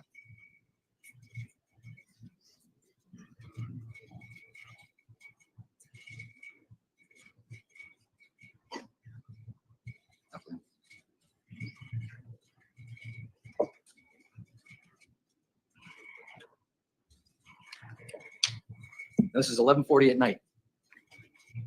You heard testimony. This is Jack Snyder's car. The defendant's already out of the car. Tyler DeSilva gets out of the car. I would submit to you that the defendant being mad, angry about what had just happened, Jack Snyder's car, happens just prior to this video starting. And that's the point when he asks him for the knife. He asked him for the knife. He said, Jack. So I have to give it up for the new internet. Toy switched over from Comcast to AT&T, and then it's pretty damn fast. Good. Way I to hadn't go, noticed any- Toy. I hadn't noticed any buffering or anything like that. It's fast. But last time we tried to switch over to the fiber optic shit, it was, oh my God. It wouldn't Yeah, hardly Danny was run. not happy when she first switched That over. was like So I'm 10 glad. years, 10 or 12 years ago or something. That was a long time No, I'm ago. talking about this week when you all switched over. You were not happy when you got home that day. Yeah, you really. Joe was like, we got really fast internet, and Danny goes, the internet was already fast, or something like that. I love that impression. Comcast is fast, but it's been like going in and out a lot. So they hooked us up some new lines and stuff here for the AT&T. Shit, Oh, you got the fiber optics? Yeah, it's blazing. Yeah, I got fiber. Nice. Blazing, Dean. And for another $20, you can get it like tripled. I don't know what I would do with that, honestly. Because usually when you got a lot of YouTube pages open in the Discord and the StreamYard and people are in here, it'll buffer. We'll see if it'll buffer for us. I don't think it's going to, though. It hasn't yet. Give me the knife. Where's that knife? Give me the knife. He gets out of the car. Tyler De Silva gets out of the car. It's weird too. The Discord memes on this internet got faster. Nice. You know the animated memes? Oh, the gifts. They just got really fast. That's important. It is. I didn't know they could go that fast. I'll have to find one to show y'all in a little while. But trying to light the grill, Dean. Damn it! I tried to tell you that. And here you Dude, are. my bad. Here you are bothering me. Dude, Keenan, that's what I Dimitri, do. Will, Dean. Mackenzie walking away. Everybody with an earshot of that conversation. You heard people testify about what they heard about the knife. How you heard Keenan Frasick. He was going insane. He was pissed off about what happened, what had just happened to the car. You heard Dimitri. He was angry about what had happened to the car. Tyler De Silva, Jack Snyder. You heard Mackenzie say, I heard somebody asking about a knife, but I don't know exactly who it was because she's walking away, right? So we know the knife comes out at that point in time. He's angry. He arms himself with a knife at that point. But then the Shelton kids come down the street after having just told them, get out of here, get the heck out of here. Now look, was it right that things were thrown at the car? 100% no, it was not right at all. Wasn't right that people were hitting the car, shaking the car, and people throwing things from the car at the kids or at the cars parked on the side of the street. That wasn't right either. But at that point in time, nobody called the police. They drove down the street. Could have called the police at that point. They said, hey, someone just damaged my car. I want to arrest for criminal mischief. They didn't do that. The defendant at that point in time thought it was very important to arm himself with a 3-inch bladed knife at that point. So the kids come down the street. You heard Tyler Rich, Charlie Connery, Ty Wood, Ricky Fiola, a few other kids go down the street. And yeah, there's things thrown at the car. They throw things back, right? But there's no physical altercation between the parties down the street. Because if there was going to be a physical altercation initiated by the Shelton kids, it would have happened right then and there, but it didn't. Right? Again, Tyler Rich running down the street. Get out of here. You guys got to get out of here. Now you heard some testimony that somebody threw this can of WD-40 or PB Blaster back at Tyler Rich, and he's walking away. And at some point in time, he sees the defendant, and the defendant's walking towards him. So he sprays him to get him away. Ricky Fiola sees this. He's within a short distance to see this happening. At some point in time, Ricky Fiola approaches the defendant and has a conversation.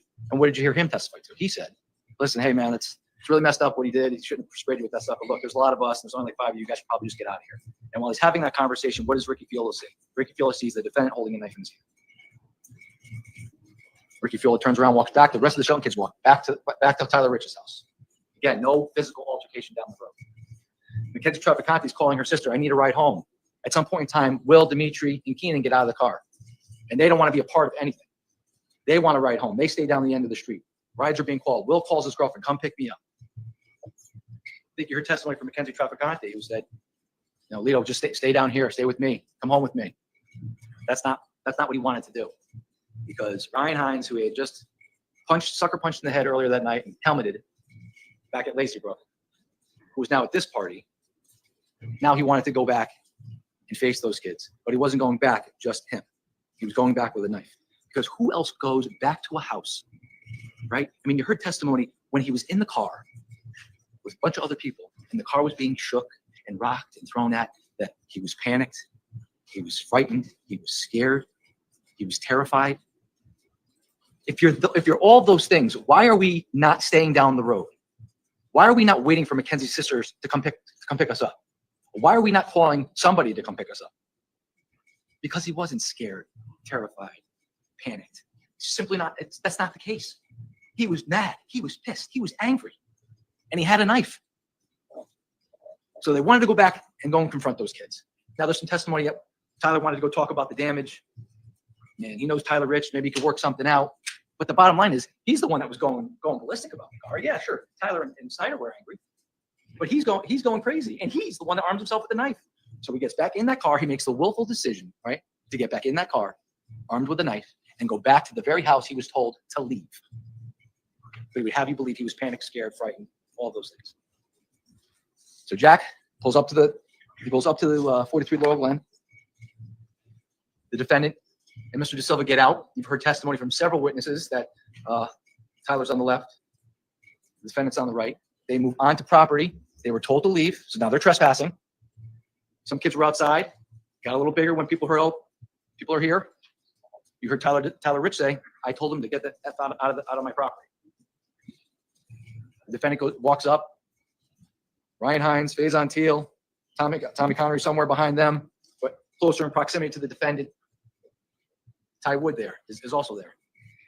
And you heard Tyler Rich say, I was yelling at these kids, get the hell off my property. I looked out of the corner of my eye and I saw Raul cock his arm like he was going to punch Ty Wood. And that's when I just hauled off and cracked him in the face. And it was on. So I would submit to you, if the defendant walked down the property, confronted those kids, and started to throw a punch or pretend like he was going to throw a punch, he was the initial aggressor in the altercation by coming back, by approaching those kids, and by cocking his arm. He was the initial aggressor. He provoked the fight and started the fight. He gets hit, it's on. All right, now I can claim self-defense. Now I can take this knife out that I have in my pocket while I'm on the ground, open it up, right? All intentional conduct, and start stabbing kids, right? You heard him testify. I was flailing my arms. I would submit to you, if you look at any of the injuries on these kids from 3 years ago, those are deliberate stab wounds. Those are not flailing slash marks. Stab wounds. So he stabs Ryan Hines 3 times. He stabs Faison Teal in the arm. Again, upper, right? Left arm here. Hines up in the chest as he's working his way down. And Tommy Connery, you heard testimony from Tommy Connery, who comes over and he's trying to push him away. And he's on the ground. The defendant's on the ground. He comes right after him and starts stabbing him in the leg 4 times. Deliberate. Again, what was his intent?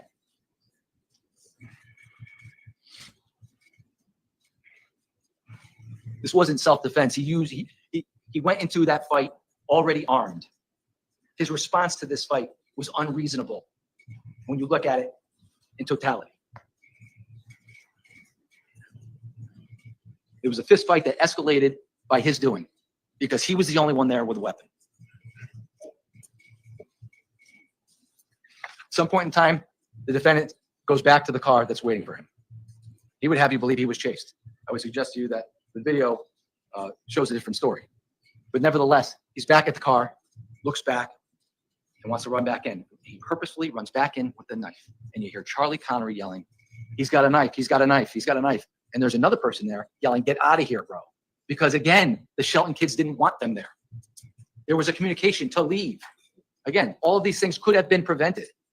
This is Jimmy McGrath just before he gets stabbed at the end of the fight. He's not engaging the defendant, but he would have you believe that he or somebody else was so that he can cloak himself with self-defense or defense of third parties. He had a duty to retreat and not even go after Jimmy McGrath. He was unarmed and he did nothing wrong. And even if you believe from the evidence that Jimmy was involved somewhere in the fight, somewhere, which there's been no evidence of that, but even if that's what you can infer from the video, I would submit to you that self-defense is not retaliatory. It's defensive. You can't come back and stab somebody just because you're mad. And that's exactly what happened here. He came back from the car. He ran back at people who were already, the fight was already done. Tyler DeSilva clearly in the road. The fight was over. Kids were screaming back and forth. Tyler DeSilva even said the fight was over at that point. You hear, get out of here, bro. And at the very end of the video, you see Jimmy McGrath step back like this to try to avoid the fight, the stab wound, the deliberate stab wound in his chest. He didn't stab him in the foot. He didn't stab him in the lower leg. He stabbed him right in the chest. What was his intent when he did that?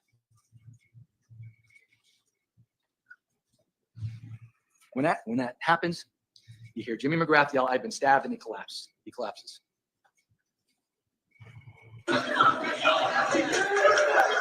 Yes, sir!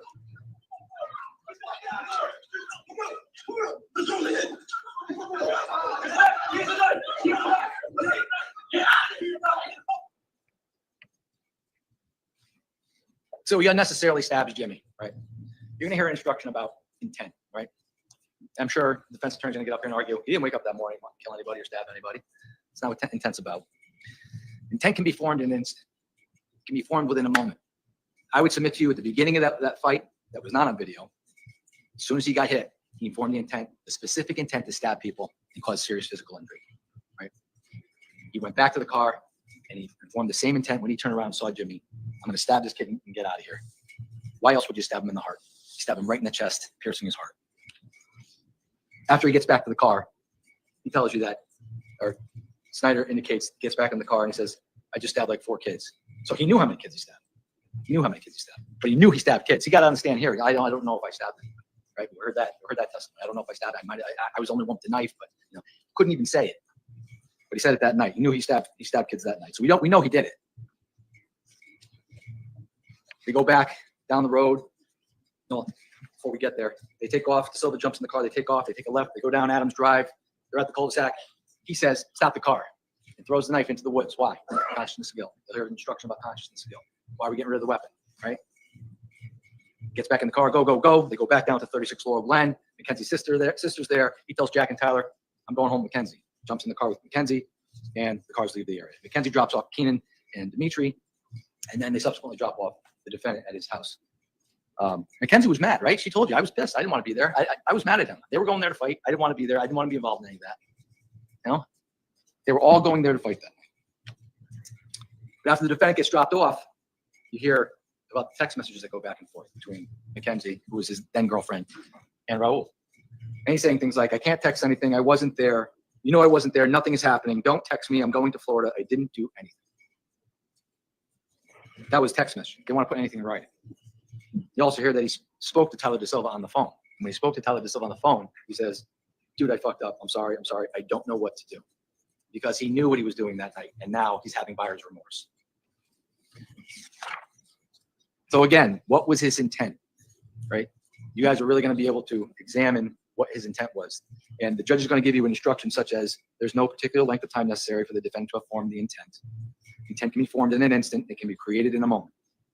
Intent may be, and usually is, inferred from the circumstances of the crime, since no witness can come into court and testify that they looked into a defendant's mind and saw what his intention was. You can look at the number of wounds inflicted, the location of those wounds on each person's body, the type of instrument used to cause those wounds, and his conduct during all of this. I would submit you could even look at the conduct from Lazybrook. What was his conduct during that fight, and for what his intent was later on that night. In this case, the state contends that there were 9 stab wounds inflicted by this defendant on 4 different individuals. They were stab wounds, not slashes. I would suggest to you that a person who stabs multiple people multiple times in areas of the body that would cause serious physical injury and death intended to cause those serious physical injuries and death. There's no other rational conclusion. So that's what this case is about. The defendant was enraged about what had happened earlier. He armed himself and he returned to a house to face those kids with the intent to stab somebody. He could have waited down the street. He could have called the cops. He didn't have to go back. He did. He intentionally went back. It doesn't make sense when someone says, I was very scared, frightened, and panicked, to go put yourself back in that situation. It makes 0 sense. And because of his conduct, 3 people are going to have to live with scars for the rest of their lives, both mentally and physically. And James McGrath lost his life unnecessarily, and the ripple effects that that's caused his family. The credible evidence in this case shows that on that day, he intentionally caused physical injury to Faison Teal. He caused that injury by stabbing him in the upper arm with a dangerous instrument. With regards to Tommy Connery, the credible evidence shows that he intentionally caused serious physical injury to Tommy Connery. He specifically intended to cause that injury by stabbing him 4 times in the upper leg, causing deep stab wounds. You heard testimony from his doctor. She was concerned about compartment syndrome and him losing his leg. Deep stab wounds. I mean, deep stab wounds. These are not flailing slash marks. These are deep stab wounds. Again, the manner in which the wounds are inflicted. It's not corroborative of slash marks. And he did that with a dangerous instrument. With regards to Ryan Hines, he intentionally caused serious physical injury to Ryan Hines. He had the specific intent to cause that injury by stabbing him 3 times in the upper torso, causing a collapsed lung and other injuries to his lower abdomen and hip area. And he did that again with the dangerous instrument. And with regards to Jimmy McGrath, he formed the specific intent to kill Jimmy McGrath at the moment he came back from that car, turned to him, and plunged the knife into his heart. He didn't slash at Jimmy McGrath. He plunged the knife into his heart, through his rib cage, and through his heart, and the poor kid bled to death right there on the front lawn.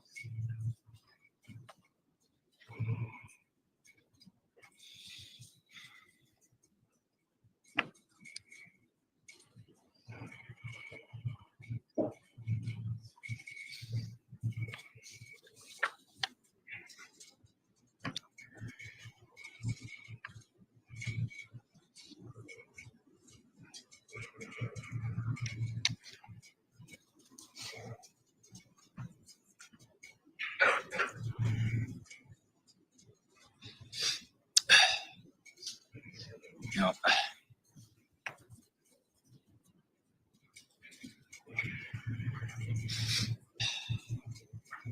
The judge is going to give you an instruction on sympathy.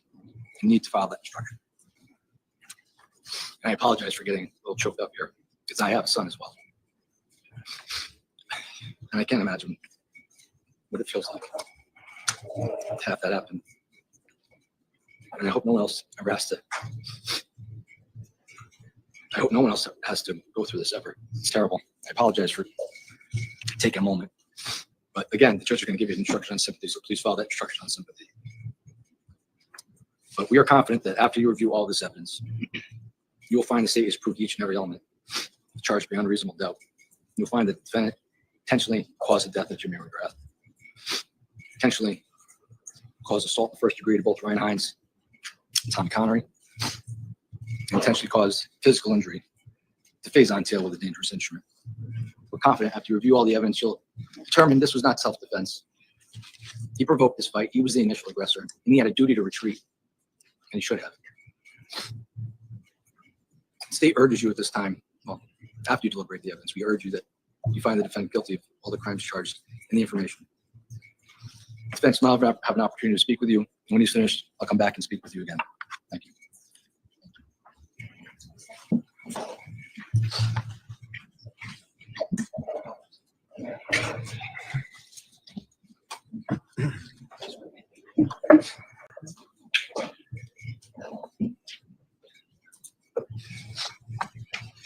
Good morning, everyone. Y'all are probably tired of seeing me come up here and set up with all my stuff, so I'll just get right into it. This might be a hard case because it involves young people. It might be difficult because it involves young people, right? But it is not a complicated case. It is a case about the most basic right that any of us have, which is the right to defend ourselves when we're faced with people that are intent on doing us serious physical harm. It could be as much as death, serious disfigurement, and all the other things you're going to hear about that. You've heard from the state here telling you, I guess, that Lido Valley is a criminal mastermind who came over there with a plan to be able to use all of this so that now I can claim self-defense. You heard Mr. Valley get on the stand. Mr. Valley, a criminal mastermind, can put together a plan like that. And back home, we'd say, son, bless your heart, but that was mighty stupid. There was a whole lot of stupid to go around that night. There was a fire that got lit earlier in the night, and it started with all that drinking that was going on. And nobody there to say, what are we doing? How do we come into all of this? That's the first fire that was lit. And there were a lot more along the way. Again, not a complicated case. Mr. Valley took the stand. He talked to you. He didn't have to do that. Mr. Valley used a 3-inch pocket knife that Jack Snyder gave him, that Jack Snyder brought, that Mr. Valley didn't even know existed prior to that night. Mr. Valley didn't even know existed prior to Mr. Snyder giving it to him. Where was Lido Valley seated when Jack Snyder pulled that knife out and had it on his lap? Was he in the front passenger seat? No, that was Tyler De Silva. Lido Valley is behind him with Mackenzie Trafficante on his lap. There's no way he can see that knife in Jack Snyder's lap. And Jack Snyder's the one who told you he took that out and put it in his own lap because he was so scared about what was going on. So Lido Valley can't see that knife, doesn't know it exists. Mr. Snyder told you he didn't, there was no way that Mr. Valley could have known it was there before. He never brought it out. He never said to him, hey, I got this knife. Let's go riding over to 43 LGD and get a little payback. None of that happened. So it doesn't make any sense when Jack Snyder tells you that Lido Valley asked him for a knife that he didn't even know existed. Now I get it. Maybe some of you want to believe Jack Snyder and Tyler De Silva. Maybe you say to yourself, gosh, those kids, nice looking kids, they get up here on the stand. Why shouldn't I believe them? Well, ask yourself, why should you believe them over Mr. Valley? Is there something about Mr. Valley and the way he came up here and took the stand and testified that tells you you should disbelieve him, but believe those two? I didn't hear the state talk at all about exhibits 94 and 96 when they were up here. Did you? What are exhibits 94 and 96? I bet you remember. I hope it weighed heavily on your mind. Imagine if I came up here and asked you to believe witnesses. I can't even call them paid witnesses. They have something more valuable than any money they could ever be given. What is more valuable than a complete immunity agreement? Anything? Is there anything that an 18, 19, 20-year-old kid would not come up here and do or say in order to avoid any penalty whatsoever for their actions? Does that bother you? Does that disturb you? It should. Does that sound like justice for all? Does that sound like justice for some? Does that sound like equal justice to you? Going to give those two kids immunity agreements. Jack Snyder drove the car over there, gives the knife over to my client. Tyler Da Silva gets in that same car, rides over there to 43 Laurel Glen Drive, says he's going to go make peace. Listen, there was a lot of stupid going around that night. Tyler Da Silva got up here on the stand and told you, well, I thought I could go up and talk to them because I didn't have a problem with them. Maybe he did. Maybe some of you sitting here look at these kids and think of your own kids. State's attorney did. I know I did. Would any of you put your faith in something as important as this in a 16 or 17-year-old?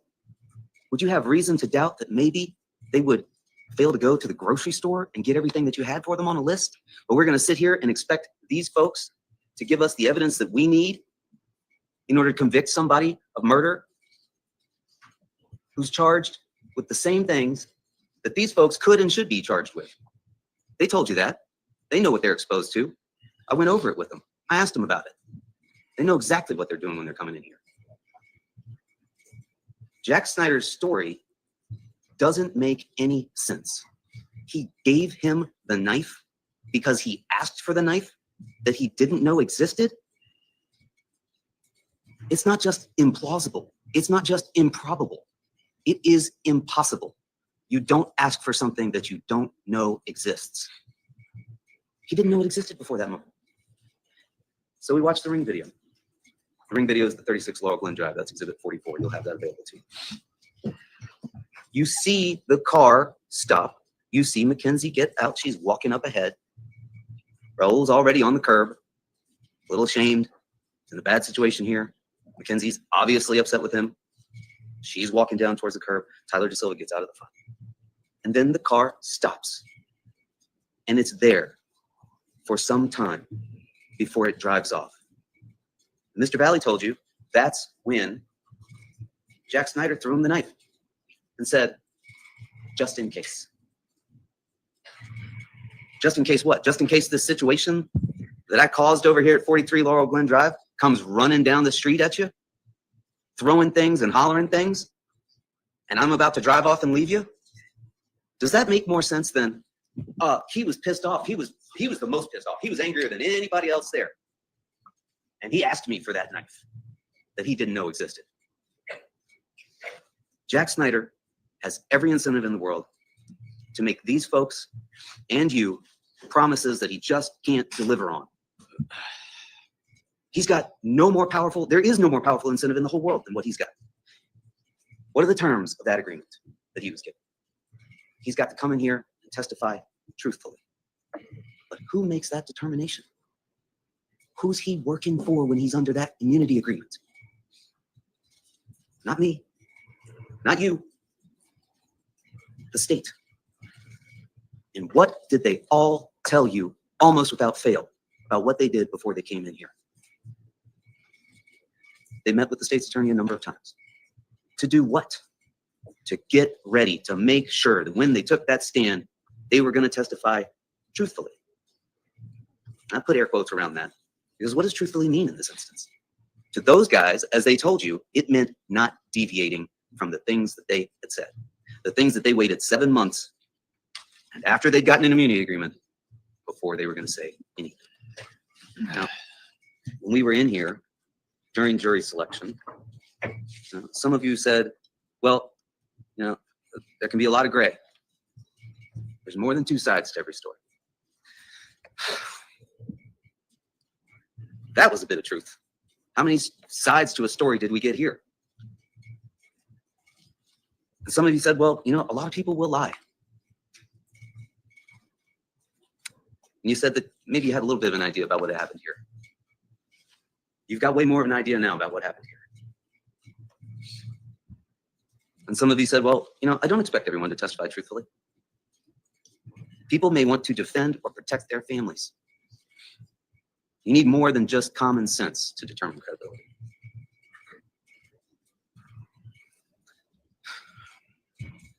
Some of you said you had an experience with a kangaroo court. You know what that's like. Don't turn this into a kangaroo court by putting any more weight into the testimony of Tyler DaSilva and Jack Snyder than what it deserves. And it doesn't deserve any more weight than the paper and the ink on which it is written, because that incentive is overwhelming. That's more than just defending your friends or your family. That's defending yourself. And some of you said, if we don't follow the law, our system wouldn't work.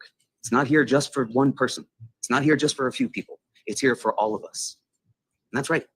You all take seats that were laid out for you hundreds of years ago. You come in and you take those seats.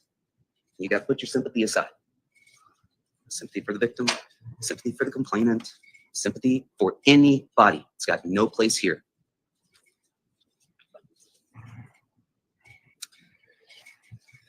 Some of you have experience taking things through a process, doing quality control and making sure that everything has been met along the way. Use that experience here. Does this make sense? Would this pass through quality control?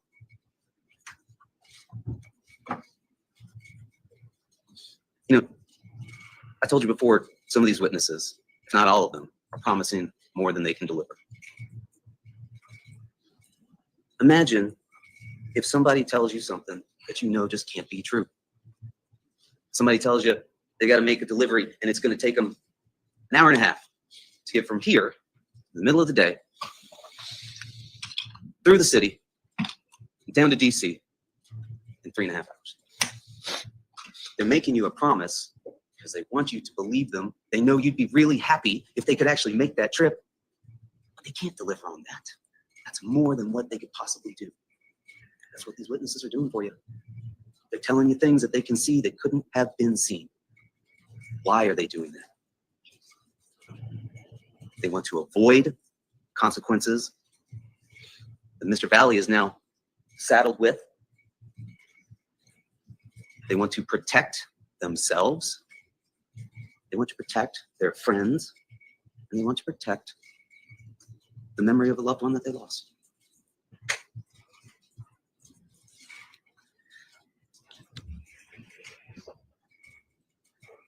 Now,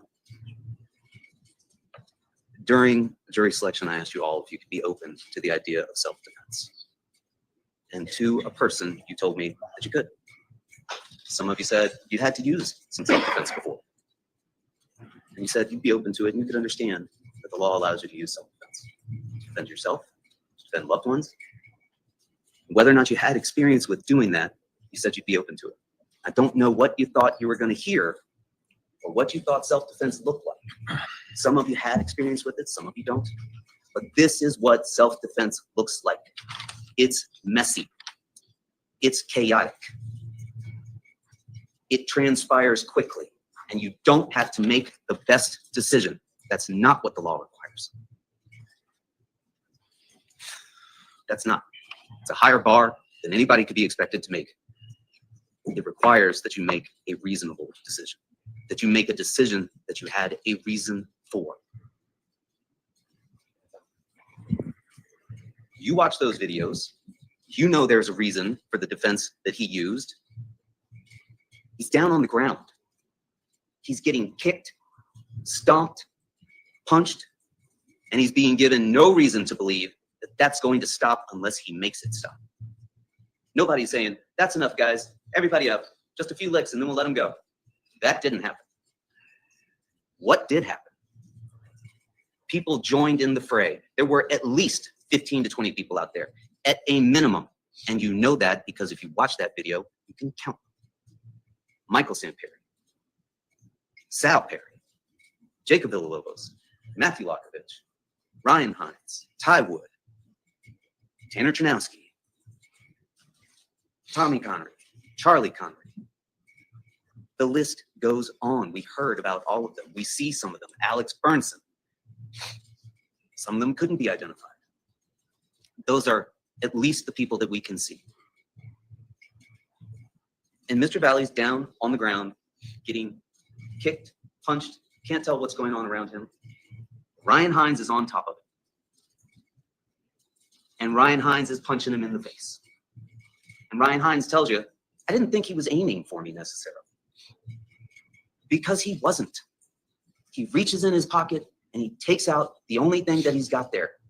The only thing at that point that he thinks is going to make them stop, because they've not given him any reason to believe that they're going to do so on their own. And maybe you're thinking to yourself, well, yeah, but he said he brought a knife to a fist fight. No, he didn't bring that knife to that fist fight. He had that knife in his pocket because Jack Snyder took it out and threw it to him. And he's got some kids running down the way. He picks it up, sticks it in his pocket.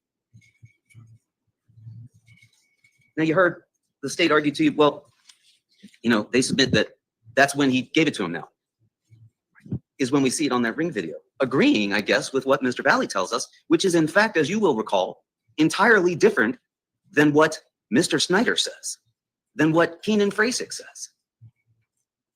Snyder tells you he doesn't give him the knife until it's asked for, which again is completely ridiculous and unbelievable. But he tells you that happens after they're looking at the car.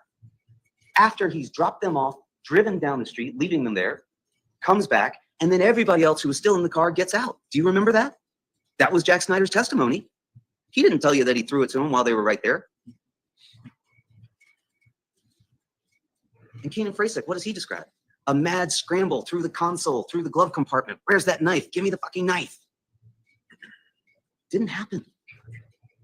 It's just unbelievable. It's not what Jack Snyder or anybody else describes. But Jack Snyder and Tyler DeSilva and all these other kids that are in that car, all these kids that had once been his friends, all these kids who haven't talked to him ever since that night, though they still remain very close with one another. Those kids all told you that Mr. Valley was the most upset of anyone there. More upset than Jack Snyder about his car. More upset than Tyler DeSilva, who was worried about the damages and how much it was going to cost. He was the most upset of anybody there. And he went into a rage. He was so angry. I've never seen anybody that angry in my life. He goes digging through the car and this and that and the other. Why? Does that make any sense? Of course not. Not unless you start to think about what's motivating them to ostracize and distance themselves from Mr. Valley, to aggrandize what he was doing so they can demonize him, so they can wipe their hands at Mr. Valley. I had no idea. I don't know. He was so mad. He was so angry. I just thought we were just going to go get back in the car and I was going to go make peace. It doesn't make any sense.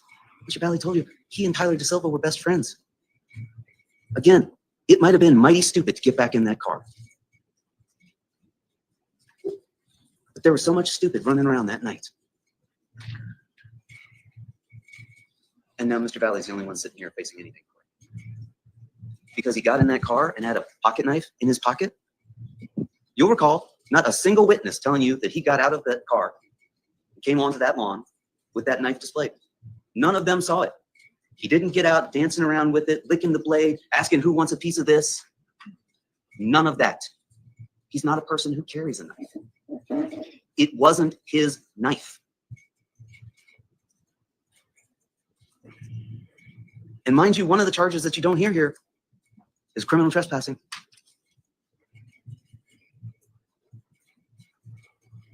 It was stupid to go on that lawn. I would agree with you. We could argue about that, and I would concede that. But it wasn't criminal under those circumstances. Those kids, for whatever their reasons were, had invited them there and wanted them on that lawn. What did they tell you? Did we hear a series of witnesses come in here and tell us all the things that they could remember so clearly? And they all could remember, I looked in the car. I might have been a long way away, but I could see Mr. Valley, and I could see Tyler DeSilva, and I could see Mackenzie Trafficante, and I could see Jack Snyder. But then when it came time to tell us, well, who else was there with you? Who else went out into the front yard with you? I can't really recall. Really? But you told us that all those folks were your friends, lifelong friends, grew up with them from childhood, been over to their homes, so comfortable that when they got to the house, they could walk right up and go in through the Bilko doors. That they could go downstairs, nobody would even blink an eye, right? And when they got down there, they could see their friends, they knew who was there. But then when they all went outside, do you remember this? It was everyone got up. All of us went together. Oh, really? Who were you beside? Ooh, I can't recall that, actually, now that you mention it. Oh, okay. Well, who was at the car? Some of them told you, you know, there was a couple of us at the car, right? Maybe 3 or 4 of us at the car. And others told you, no, there was maybe 10 of us that went to the car. And there were others that told you, no, there was more like 15 or 20 of us, and we were all around the car. Some of them told you, I didn't see anybody touch the car. I didn't see anything going on over there. It was peaceful, what I saw. And yet others told you, no, we had our hands on the car. We were rocking it. There was somebody bouncing up and down on the rear bumper. Who? I can't recall. Oh, okay, but you just went through a whole list of folks that you could tell us were there, that you saw downstairs, and you all went out together. So surely you must have seen Tyler Rich by the car. I don't recall. Oh, okay. What about Ty Wood? Where was he? I don't recall. You will have the opportunity to see all the evidence here as long as you want, as many times as you wish. Do a test, do an experiment. Go through those witnesses. See when they can't remember things and ask yourselves if that's convenient, if it seems like they're protecting their friends. Or ask yourselves, is there something wrong with their memories? Why is it so selective? Why can they remember some things but not others? And do those things seem designed to protect their friends and themselves? Okay. Tyler Rich has got to tell you that he told Tyler Da Silva to get the fuck out of here when he sees him on his lawn. Because what he can't come in here and tell you is he didn't tell him get the fuck out of here. He wanted him on that lawn. And he wanted for his friends and him to be able to jump them and get some payback. Because if he tells you that, and if he tells the cops that, then he and his friends could get charged. Maybe they get an immunity agreement. Who knows? But they certainly have to admit to some conduct that is criminal. And they're not going to do that. They didn't do it that night to the extent that they came in here and told you things that were different from what they told the cops before. I tried to point that out. I asked every single one of you during jury selection, probably looking at me like, what in the world is this all about? I gave you the parking lot example. Everybody remember the parking lot example? Right? I said, what would you be interested in knowing? If you came out and you saw 2 strangers that you've never met before, and they're each pointing at each other and saying, he did it. You look at your white car. Remember the white car? It's got a long red gash. Remember the red gash? I said, would you be interested in knowing whether either of them drove a red car? You guys looking at me, you're kind of like, I guess. I said, okay. Would you be interested in knowing whether or not there was any objective, other evidence that you could look at, like surveillance camera footage? He said, yes, that would be interesting to me. And I said, okay. Would you be interested in whether or not there were any eyewitnesses or people who claimed to be eyewitnesses? And you all said, yes, I think I would be interested in that. And I said, would you be further interested in knowing where those people were standing and whether or not it was possible for them to have seen what they claimed to have seen? And you all said, yes. And then I finalized that and I said, would you be interested in seeing how all of that evidence either aligns or doesn't? And you all said yes. I know you did, because I wouldn't have chosen you otherwise. That's your job, is to look at that evidence. It's my job, based on what you told me, to try and show you those things about the evidence that gives you some doubt about what you're being told. You're being asked to align yourself with Tyler Da Silva and Jack Snyder. You're being asked to condone that testimony and accept that and say, I don't have a reasonable doubt about what those 2 fellas told me. Again, would you trust those 2 fellas knowing that that had that kind of incentive under any other circumstances where you had a decision as serious as this to make? If they were the 2 guys, the paid spokespeople that were telling you about a surgery that you should get, would you want to know what sort of value they were being given to tell you that that was what you needed to do? Of course you would. Would you make a serious decision and not have a reasonable doubt about it on the basis of those two folks? Would you trust that kind of evidence under those circumstances? Of course you wouldn't. Don't start doing it now. Why would you? You'll never forgive yourself if you do that. Don't overlook your reasonable doubts. This system is built on reasonable doubt. It's fundamental because none of us were there. We're looking at it after the fact. And we're trying to determine, has the state proven its case beyond reasonable doubt? You may feel inclined to try and solve the crime or somehow make things right. That's not your job. You can't fix all the ills that led up to that night. Your job is to determine whether or not you have a reasonable doubt about what happened that evening based on the evidence that you've been presented. I think you've got more than a single reasonable doubt. You've got reasons to doubt Jack Snyder. You've got reasons to doubt Tyler DeSilva. And you should heed those doubts. That's what the law tells you to do. Listen to your doubt. Give your doubt credence. It is, in fact, what binds us because it's there for all of us. And if you don't follow that doubt and give it the credence that it deserves, you're not following the law. And you're leaving these seats in a lower place than they were there when you took them. Just as fundamental to our system is the presumption of innocence. And again, I know I asked every single one of you whether or not you could uphold that.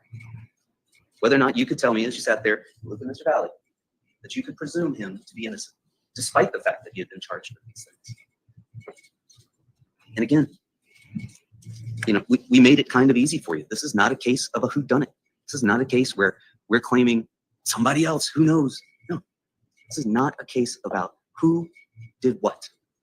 With the exception, perhaps, I guess, of Faison Teal, as I think about it. There's no evidence really to show you that what happened to Faison, cut on his arm there, was as a result of a stab any more than Faison coming in and getting in a couple stomps, somebody pushing him from behind, and him getting a cut there. There really isn't.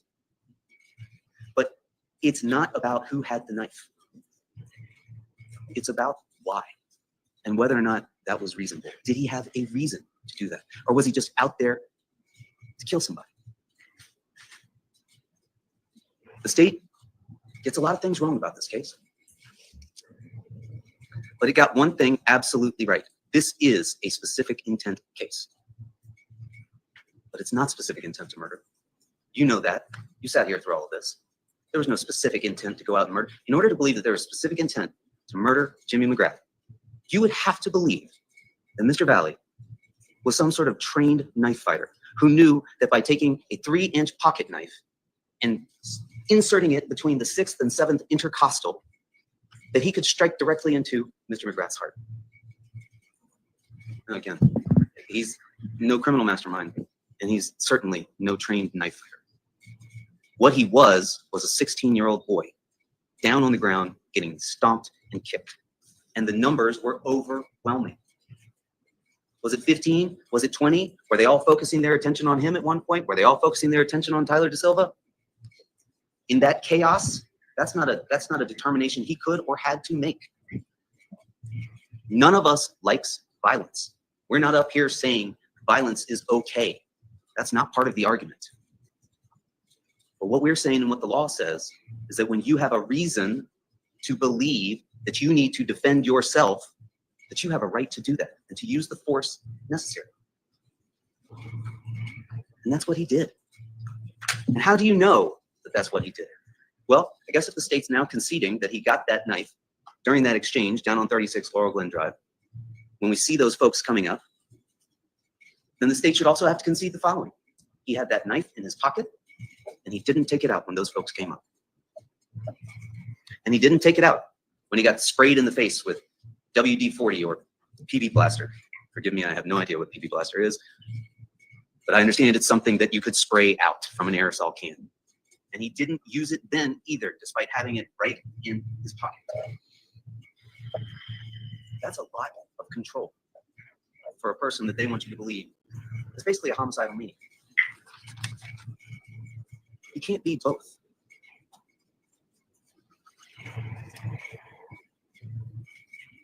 Now, when he's down on the ground, you may recall Ryan Hines telling you, again, I didn't feel like he was aiming at me. What else did he tell you about his position? Do you remember? You can see his arm doing this thing, but it looked like his other arm, his bicep, somehow stuck under him or pinned beneath him.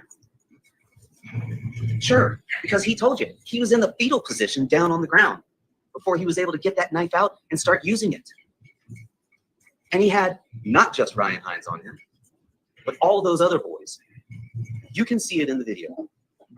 You've got a couple different versions of that video, and I gave you, Defense Exhibit B, and I'd ask you to use it, a frame by frame that you can go through, fast, as slow, focus in on a single frame, and you can see that there are two groups that peel off, that there are two folks that are wearing very similar outfits, and those outfits look very much like the lighter bottoms, dark blue top, some graphic on the back, Jimmy McGrath, and Tommy Connery admitted to having been wearing that night. And you can see in some of those frames feet attached to those figures, kicking a figure down on the ground that is clearly not Tyler Da Silva because he's being subjected to a separate beating over to the left. And you heard about how there were two fights developed. That one goes down over to the right, one's going on over to the left. And think about what he's facing at that moment when he's down on the ground, because that's what self-defense requires. Not us sitting here later in the cool hindsight of this room, the ability to say, this, look at that. No, it's at that moment when you're 16 years old and you're down on the ground and you're facing the entire Shelton High School football team that's pissed off and they already know about the fight at Five Lazy Brook, right? You heard testimony. They got there and everybody was already asking them about it. One of the first persons that came up to ask Ryan Hines about it was Jimmy McGrath. Griffin Marcinzik told you, Jimmy McGrath's one of the toughest kids I knew. There was already a building fury in that basement. They didn't know about that. This bunch of idiots are in the car. They just got added to a group chat. People are talking shit to them, as they said. People that they claim they knew on social. Can we all agree that if you think you know somebody on social, you don't know that person? I think you guys have all gleaned what a Luddite I am by my inability to work this contraption over here. Knowing somebody on social, you just don't know anything about that person. These were all strangers, at least to my client. Now, you know they're not all strangers to Tyler Da Silva. He told you about growing up with some of them. He told you about they knew cousins and things of this nature.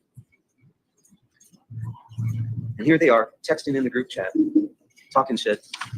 And he says he thought it would be funny to tell them to come over to Trumbull High School because they were going to leave Trumbull High School. And if they showed up, they'd be gone. And then he told you, I saw a picture that got sent on the group chat, and I realized, oh man, I know some of these kids. And he left. He left the group chat. There's Tyler Da Silva, Jack Snyder in the front seat. They're still going back and forth. They're still going at it. Jack Snyder. Camera guy's like, small cigar, please stand still. It's not an action film. Be still. Griffin Marcinzik are really going at it, right? Griffin Marcinzik is taking photos of the car out front saying sitting ducks. That's what he was facing when he's down on the ground. Not you and I coming up around him and saying, what's going on here, my friend? Perhaps you should not be here right now. This appears to be a bad idea. No, that's not what that video shows. And let's talk about the existence of that video. These kids were ready. They came out with their phones going. This was gonna be a trophy. Just like a hunter hanging a head up on the wall. Let's document this. Let's record this. Not, oh gosh, we don't want this to be going on. This seems a little too violent. Gentlemen, let the young man up. No, we're filming this thing.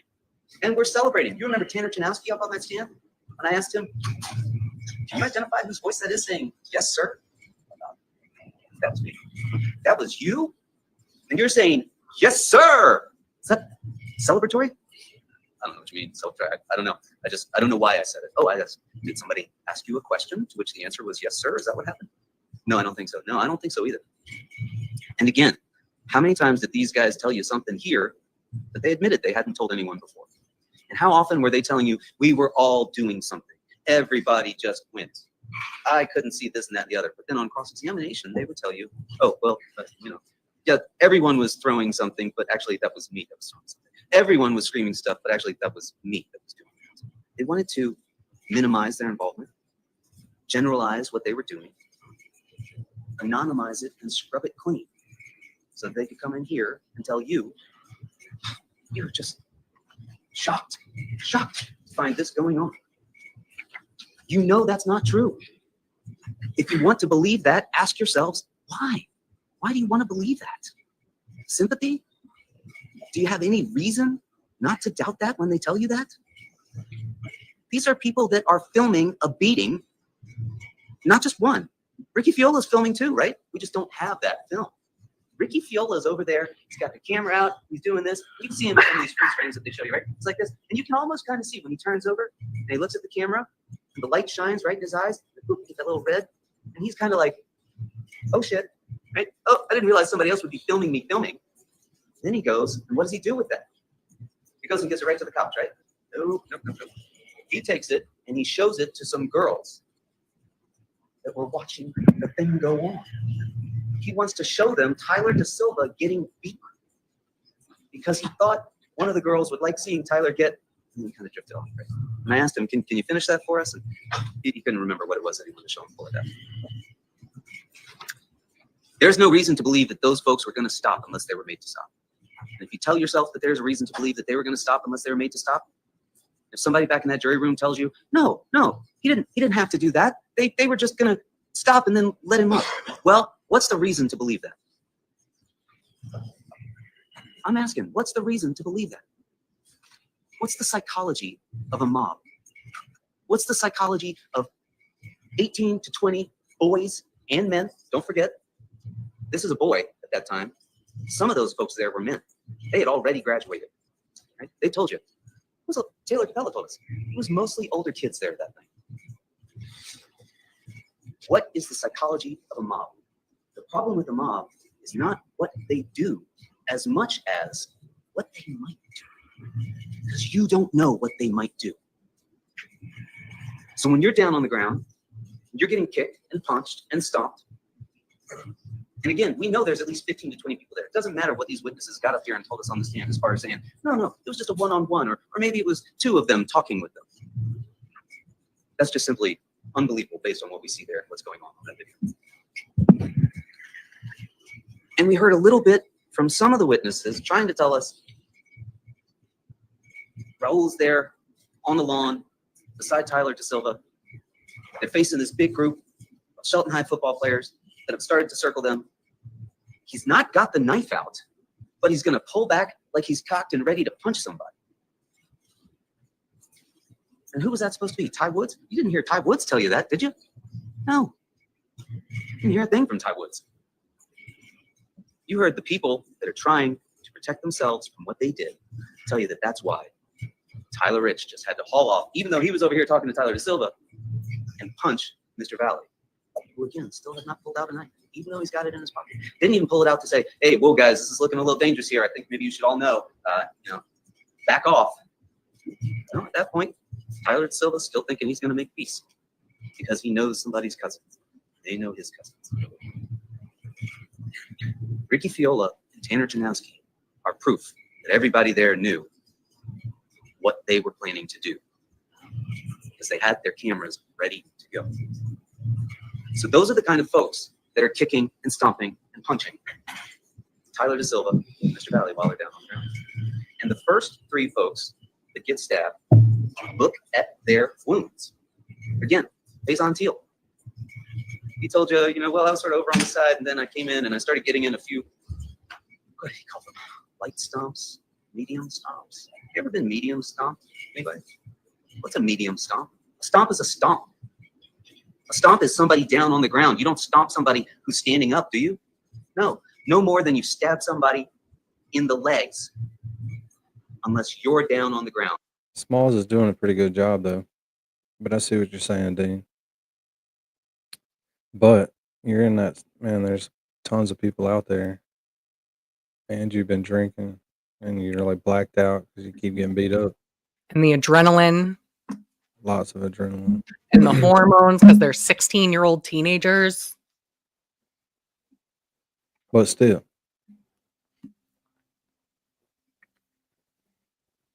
I don't know. What do you think, Dean? You must be going to smoke. So the reason that I think that it could have been a push is because I was taught how to hold knives if I was going to defend myself with them, because I lived in kind of a bad area of town. I broke up with my boyfriend. He was moving out and he wanted me to know how to protect myself. The way that you hold knives when you're fighting with them is they're kind of an extension of your hand. So like you're punching someone, but you have the knife, you can slice like that. So if you're holding it like that and you try to push someone out of the way, that would hit right where their heart is. And with all the adrenaline pumping and everything that's going on, and Jimmy's like right there and he just pushes him out of the way, I could totally see that happening. Okay, hear me out. Right. He stabbed 3 other people multiple times, but Jimmy is an accidental stab. That is horseshit.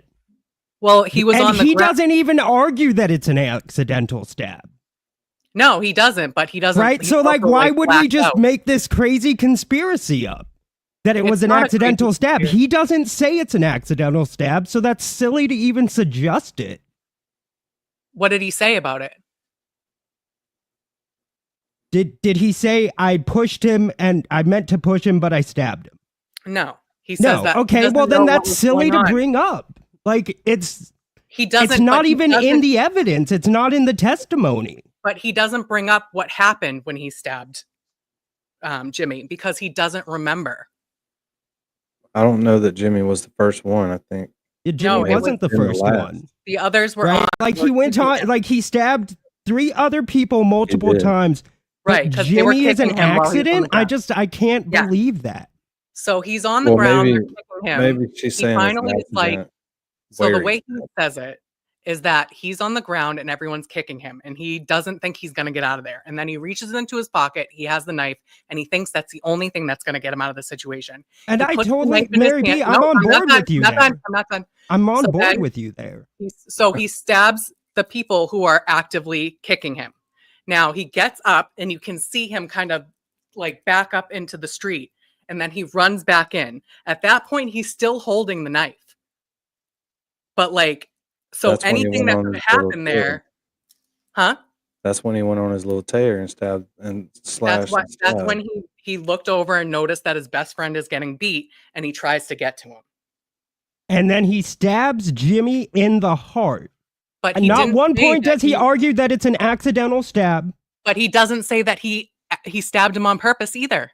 He doesn't. Yes, of course he doesn't say that he stabbed him on purpose, right? Because that would be retarded. But if you're going to defend yourself and it was an accidental stabbing, why wouldn't you argue it's an accidental stabbing?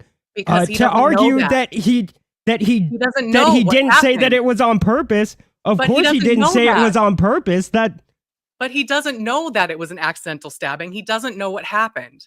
He doesn't lie. He could just make that up and say that, but he's not lying.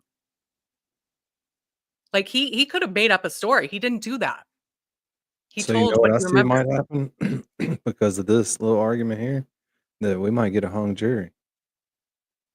Yeah, so like Lawleen says, no, Jimmy was standing and not near his friend being surrounded.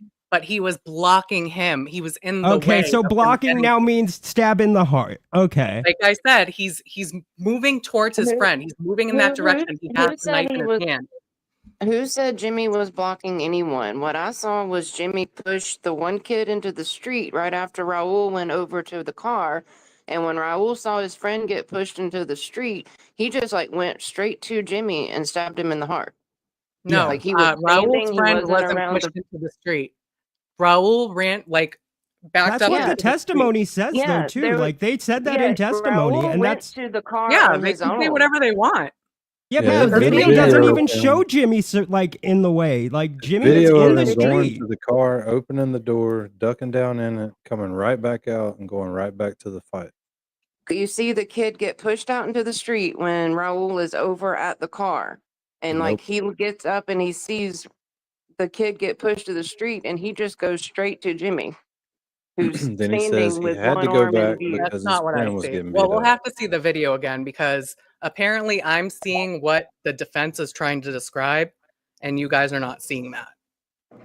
Well, So I guess it might be, I might be completely wrong, or it might just be a difference in perspective. Because there's only one angle of it that we've seen, and it's right Yeah. when the girl gets into the view a little bit, and all you see is Jimmy's right arm still in the view after he's pushed the other kid. I forget whose yeah, name's who, because the but car is literally right there. They're yeah, not 20 feet away from the car. Right. So It just going back to happens the to be car there. wasn't that big of an event because it was only like 10 steps. Right. But he did go back and nobody chased him over there. And it, No, but to because Mary he, B's point, when he looked back and you can see him look back, this is when the other dude, they broke his nose. They beat the other dude. right. But Jimmy wasn't over there I know. by the kids on the ground though. He was about probably He's within 8 literally feet standing of him. right there by the car in that one Yeah. camera view, and he Yeah, he's saw about him halfway to the little brawl on the ground. stabbed him, Yeah, Right. and so that was the last stab. yeah. Yeah, I mean, I'm with you. I'm with both of y'all. Let's just see how Small Cigar closes it up. Look at those wounds. One to the back of the leg. A couple to the front. Those are wounds that you give somebody when you're down on the ground. You don't bend down and give a couple here and a little there and then get one in the back. It's just not how that happens. It happens fast because you're frightened and you're panicked and you're scared and you have a reason to believe that you've got to do that because nothing else is stopping them. In fact, you heard Mr. Valley, it scared him even more after he had to do that because it didn't stop. And you've got Ryan Hines. Look at his injuries. One to the ribs. What, when you're over top of him? When you're punching him in the face? Then further down on the side, and finally one down on the hip flank area. Again, what did he do? Mr. Valley was standing with him and went, one here, one here, one here, one there. It makes no sense. It's not the way this happened. It's not the way self-defense happens. Again, it's not complicated. Doesn't mean it's not hard. Doesn't mean it's not difficult, the decision that you have to make. But it is not complicated. It is simple. He's down on the ground. He's getting beat. He's getting stomped. The same thing is happening to his friend. Nothing is telling them that that's going to end unless he makes them stop. So with his arm pinned behind him while he's getting stomped and kicked, boom, Ryan Hines. Tommy Connery tells you he comes over and separates them, right? He takes his place. Takes his place over top of him, pounding him on him? No, he's over there as well, getting in his kicks. His leg gets stuck, gets the side, the back, right? Now, Ryan Hines tells you after he got stabbed, that was it. He had nothing to do with what happened to Tyler Da Silva. You know that's not true because you saw that video. You saw that green hoodie, black shorts with the white trim right over there on top of Tyler Da Silva, kicking him and stomping him with the rest of the group. Part of the state's argument here is simple. Who are you going to believe? Our witnesses or your lying eyes? Look at the video. Watch it, and you will see there are two groups here. You will see one group breaks off. That's the group that is beating on Mr. Valley, and then you can see them shove him into the road. He walks to the car. Thank goodness at that point Tanner Chernowski was gone. Because what do we see? Camera pans over. He's looking. What's he looking at? He's looking at where Mr. Valley is. Mr. Valley's by the car. He opens the door briefly. You see the light come on inside, the interior light. And then you see his head go just like this. Right? And we can see the side of his face. We see the profile. And you can almost hear the wheels clicking inside Tanner Chernowski's mind. It's like, what's he looking at? You see the camera pan again. Oh, what does that camera pan right to?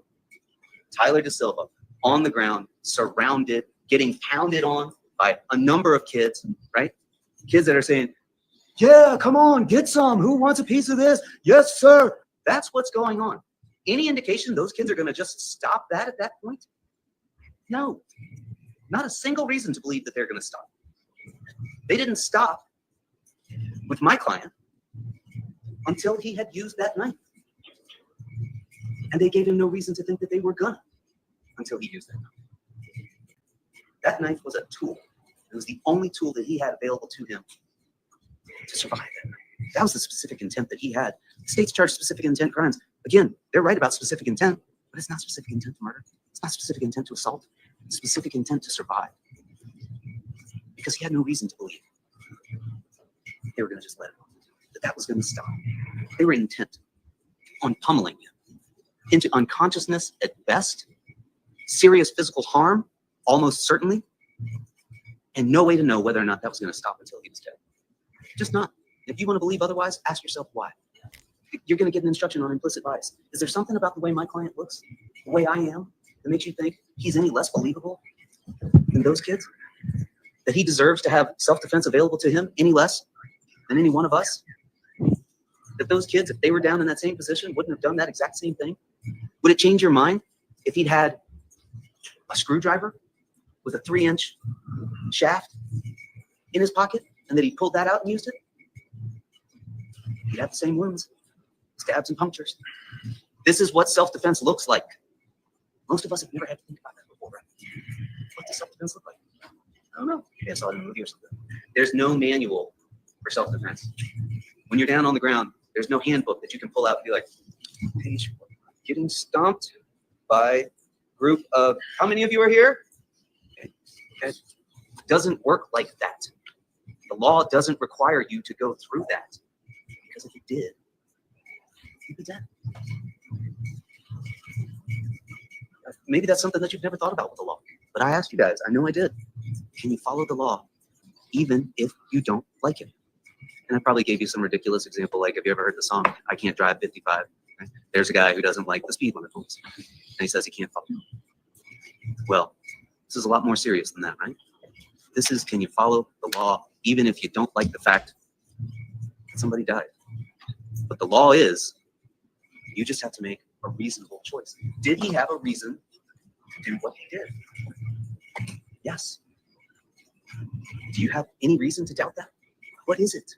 Because Tyler Da Silva told you that the fight was over when he got back over there? You saw Tyler Da Silva in that video. He didn't think the fight was over. He's in the street, hitching up his pants, facing back towards the group. We can't see Raul at that point.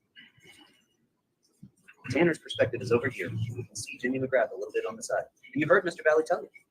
They were forming a semicircle. They were forming a horseshoe. And I asked all of those witnesses who watched that video, where did those kids go? Where was Charlie Connery coming from? Followed by 1, 2, 3, 4, 5 kids. Who were those kids that were following him? One of them was Matthew Lockridge. One of them was Jimmy McGrath. Where were they coming from? Watch that video. Use the frame by frame. Go through that part closely. You'll see exactly where they were coming from. They're coming from just having been involved with the fight with Lito that shoved him out into the grass, out into the street. That's exactly where they're coming from. Now, he didn't have time to identify anybody. He didn't know Jimmy McGrath. That's probably the tragedy, the most tragic thing of this whole thing. These kids are practically strangers, at least when it comes to Mr. Valley, as to all of them. And with a stranger, you can't know. What is that person going to do?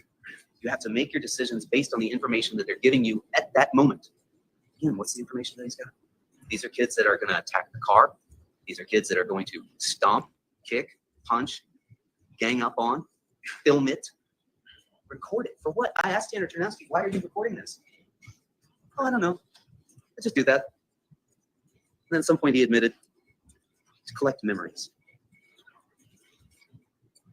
He thought this was going to be a memory that he wanted to keep before he knew what the tragic outcome was. But when he thought it was just a beating and an assault that was going to go on, yeah, that was a memory he wanted to collect. That's who Tanner Chernowski is. That's who these other kids were.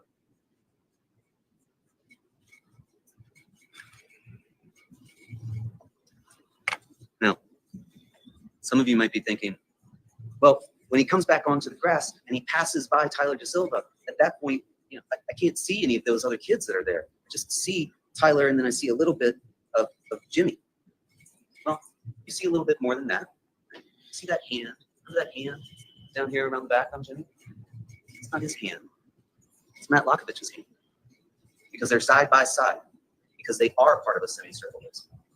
This is a group that has been acting as a group the entire time. You're telling me all of a sudden this group has decided, oh, let's split up, let's single out. No. In fact, you can see in the video across the way, there's another person on the other side of Mr. Valley. He's got on a dark top and there's some sort of white lettering across the top. You may remember I was trying to point that out. You're going to have that evidence. Take a look at it. And ask yourself about perspective, right? Because when we're looking at things one way, we can see it like this, and these things appear to be very distant and far apart. But if I shift over here, now it looks like something else is in front. And ask yourself, wait a second. He steps into that place. These kids are all around him. They don't just disappear. And you say, okay, well, hold on. Charlie Connery's yelling, he's got a knife, he's got a knife. These kids are all backing up, right? Makes perfect sense, right? Thank you, Charlie. You solved that one for us. I think he did, inadvertently. Do you tell somebody who's running out of a house fire, fire, fire? I got to warn you about the fire that you're running away from. No, you don't. You warn somebody about a danger that they are running into. And that's exactly what was happening here. He's got a knife. He's got a knife. Guys, don't go rush him. You need to back up. That's who you warn. You don't call off people that are already calling themselves off. Again, that just doesn't make sense. And you don't have to believe those witnesses just because it's their friend who died. You don't. And you shouldn't. And you wouldn't under any other circumstances. Some of you have experience doing workplace investigations. You know this is way more serious. These stakes are so high. I have to say, I'm surprised at Dan for being so passionate about his view. He's getting We're into turning this him shit. into a true crime person He's every getting single into this day. shit. Did you hear the tone of his voice? I Welcome did. to the club. It's Getting definitely passion. Yeah, he's listening. I thought he may not be listening, like playing video games and shit, hanging out with rappers somewhere. But I think he might actually be listening. He was passionate. He very passionate. Why are you going to believe these witnesses and this evidence under circumstances like this when you wouldn't believe these folks knowing what you Hell yeah, he's smoking. We can talk shit about him. Dean's a bitch. know about them, their selective memory, their efforts to minimize and generalize and anonymize, not put themselves or their friends in any danger. Lay it all on him.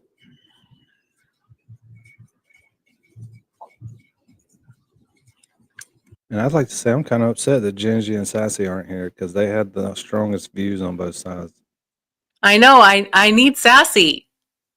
Your backup's gone. You got Yeah, nothing. she's my only backup.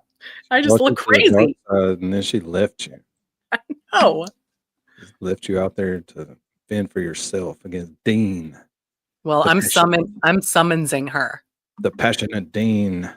You get your back up. I know. Your duty is to look at this What's up, Connor? situation, Yeah, the Connor. circumstances that my client faced as they were at that time. It's at least 20 versus 2. It's at least that. Could have been more. Some of the folks told you, oh, well, there's people watching. They're just sitting. They're just watching. You want to believe that? There's probably nothing I can tell you or should even argue to you. These folks had sprayed WD-40 in his face. These folks, 20 versus 2. That's 40 fists, 40 feet and legs. There's nothing that says the force he uses to defend himself under those circumstances has got to be identical. Just because they have fists and feet doesn't mean he can only punch and kick back. That's not what self-defense requires. It simply requires reasonable. Is it reasonable to use a 3-inch pocket knife that you didn't bring, but that you have in your pocket because your friend gave it to you? Under those circumstances, of course it is. Look at these wounds. Jimmy McGrath, 1 wound. That's it. He's not trying to stab him over and over and over. He steps into this situation. Look at the amount of time between the time he steps onto the grass. And again, perspective, They want to try and tell you that that kid on the far side of him is not lined up with Mr. Valley. Look at the grass underneath their feet. Valley's on the grass. That kid's on the grass too. The line of the curve goes just like this. You know about horizon and perspective? They're almost side by side, those two kids. The other kids haven't gone anywhere. It's wet. You remember me asking all these kids, is it dark, wet, rainy, misty? I don't remember. You can see it in the video. You can see rain beating on the windows of the cars. Of course it's wet. And you heard Taylor Capella tell us, he came onto the grass and he slipped. He spun around.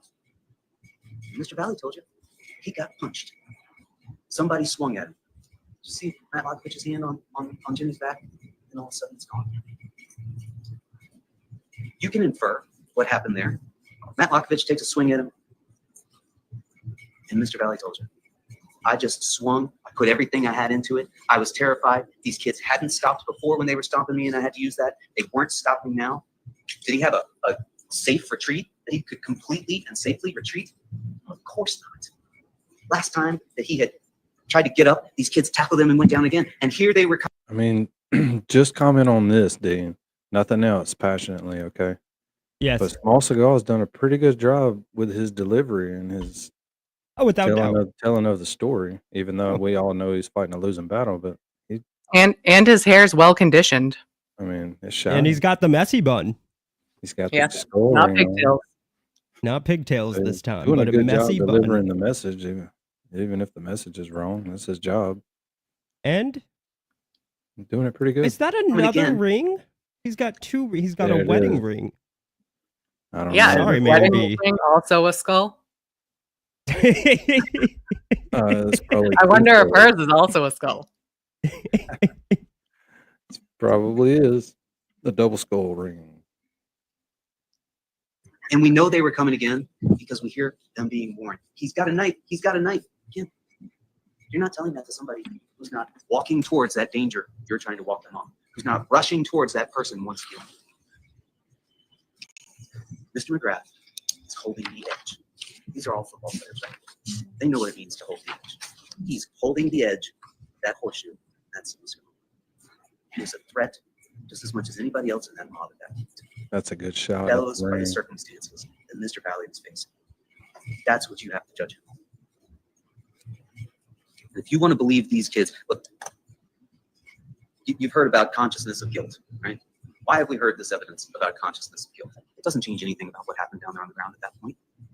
It's just another effort to make my client look like some sort of criminal mastermind. He knew to go out and throw the knife into the woods. Well, let's talk about that. Who told us that that's what happened? Only one person. Snyder. Jack Snyder. When he's in here singing for his supper, the jailhouse keys ringing in his ear, he's trying to give you something, trying to give the state something. To believe him. Oh, they haven't found a knife. I'll tell him he threw the knife down at the end of Adams in the cul-de-sac.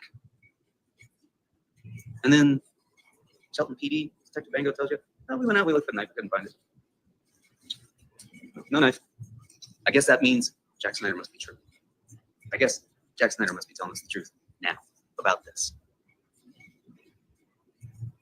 Tyler Silva didn't tell you anything about that. He's in the car. It stops. Nearly hits his head on the back seat.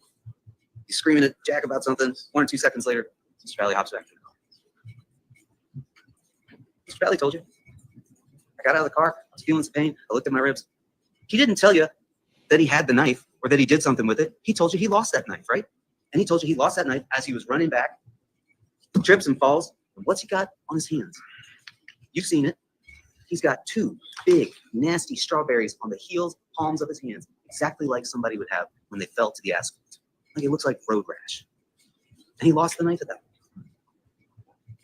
Do you have any more reason to believe Jack Snyder about anything, let alone that?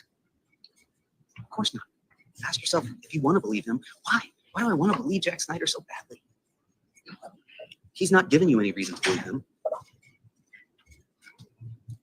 The text messages. Again, here's my client, criminal mastermind, conscious of guilt. So he's texting with his girlfriend, who's also, no, she's 17. He's 16, she's 17. They're texting back and forth. Like he's going to convince her that he wasn't there. That doesn't make any sense. He was panicked. He was still scared. He had no idea what had just happened. Look what he'd just been through. He's not going to convince her that I wasn't there. And then he goes to Florida. He's 16. He doesn't go to Florida because he's trying to get away from things and he knows that he can go down there and escape. I don't even know if you can get on a flight when you're only 16 years old. But he gets on that flight because that's what his parents told him to do. And that's what you do when you're 16. Your parents tell you we're going to Florida. It's not a mastermind move on his part. It's just trying to make him look bad. He doesn't need any help looking bad. Okay? Again. Bless his heart, there was a whole lot of stupid going around that night. That's my client that I'm talking about.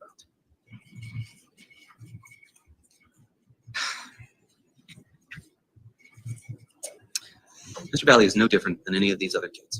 And if you're telling yourself for some reason that you think that he is, ask yourself why. Look at the situation all these kids were in that night. How did they get there? These kids at 43 Laurel Glen Drive were like torches. My client and his friends, they were like straw. Throw those torches in there and put them all together. There's absolutely no way to know what is going to happen as that wildfire starts to catch and goes round on the front lawn of 43 Laurel Glen Drive. But he certainly knew as he was down on the ground that folks weren't stopping with the stomping. They weren't stopping with the kicking and the punching. So he used that knife, a tool to survive. If you're down in the bottom of a hole, dirt's being shoved on top of you, you're going to use a shovel to climb your way out. That's what he was doing. You have every reason to believe that.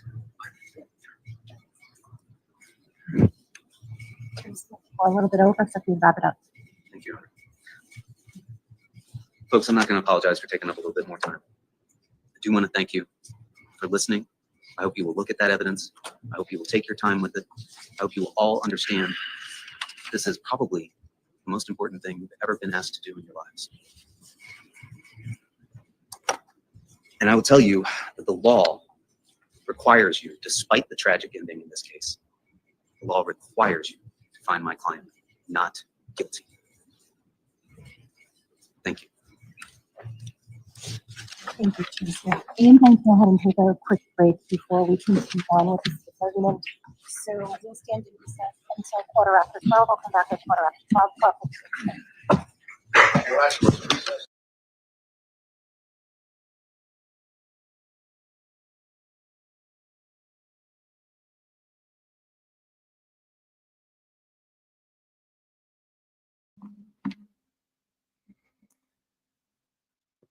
Okay, so we got a blank screen. And everyone's muted but me. Well, I pulled a Danny and didn't realize I was muted. Talking to yourself. Yeah, you said we have a blank screen, and I said yes. So No, it wasn't didn't. anything important. Oh, okay, here we go. Wait, nope. This cameraman sucks. He's not even on the little symbol. Yeah, where the fuck's the ceiling fan? I know. They probably don't even bullshit. have fans. They probably have like central air or some bullshit. Yeah, fucking rich assholes in Connecticut with central air. Seriously. They probably have like people there fanning them with giant feathers. Tori, what happened to Danny? He's gone. But Yeah, I see we're worried about him. Yeah. We can't fast forward, Prince Lover. We have no control over this here video. And Danny is MIA. Oh, he's at the grill. The grill.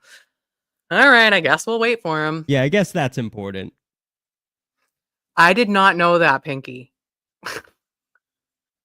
I knew they won the lottery, but I didn't know they were on a TV show. That's pretty funny. Mm-hmm. Oh, there you are. Back in session, the Honorable Judge Preppy presiding. Afternoon, Your Honor. Oh, and Carl, I heard about the shit. Shit talking bastard. It's what we do. That's why we're here. Sorry, Your Honor. That's fine, Your Honor.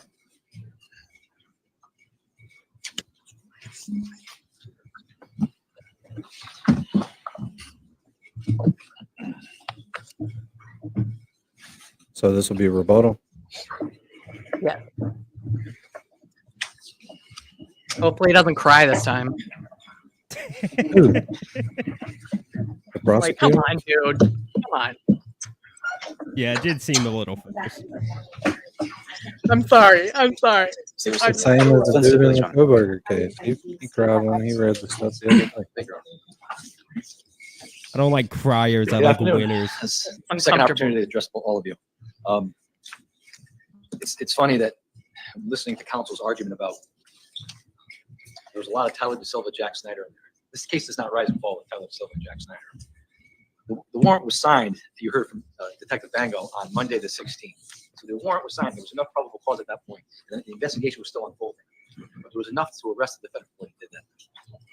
Tyler DeSilva and Jack Snyder approached us 6 months later because they had information. And they want you to discredit everything that Tyler DeSilva and Jack Snyder said. But you have to look at it. Remember when we, during Blood I asked all of you, how do you determine credibility? Are you just going to sit there and look at here, you listen to what they have to say, what's their demeanor? But isn't it, use your common sense? How does what one witness say, how does it marry up to other witnesses' testimony in the entire case? Tyler DeSilva and Jack Snyder are not the only people that heard the defendant ask for the knife. Keenan Frasick did it. Demetrius Arfanis did. Mackenzie Traficante heard somebody asking for a knife while she's walking away. There are other people that heard these things. So again, whether or not you're ready to just discredit them because they have an immunity agreement with the state of Connecticut, I suggest to you, see how the information they provided to you in this case marries up with the rest of the case. And I would agree with the defense that there was a lot of stupidity that night. Absolutely. But the bottom line is you can't bring a knife to a fist fight. You just can't.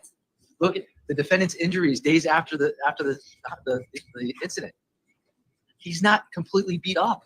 It's because he took the knife out immediately and started stabbing people. You would think he would have huge contusions all over his head, and he didn't even go to the hospital. I would submit if he was that badly beat up and the only way out was to I could not, I had to fight for my life. But there's the physical evidence does not show that. And there's, there was testimony, his arms pinned under his body. How did he get the knife out with one hand and open it up with one hand? I would submit that's next to impossible unless you're a pro at it.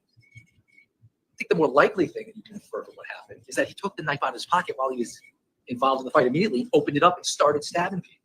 He wasn't on the ground like they would have you believe. He went after Tommy Connor. He stabbed Brian Hines in the chest.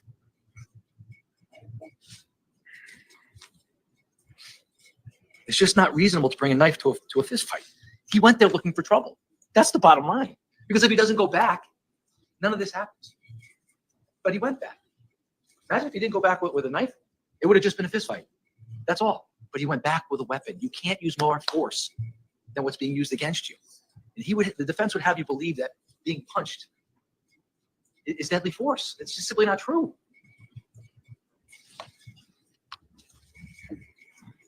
By the way, they want you to discredit everybody that has testified in this case. This is not a whodunit, and they agree it's not a whodunit, right? He used the defense attorney used that parking lot example. I was actually thinking about this during the break. The kids that testified, they saw what happened, right? It was chaotic, but they saw what happened. And when they go and they give a statement to the police, were they asked who was to the right of you, who was to the left of you? Probably not. Did they know at the time? Maybe. But now it's 3 years later, right? So it's kind of like a situation where you're in a parking lot and you park your car.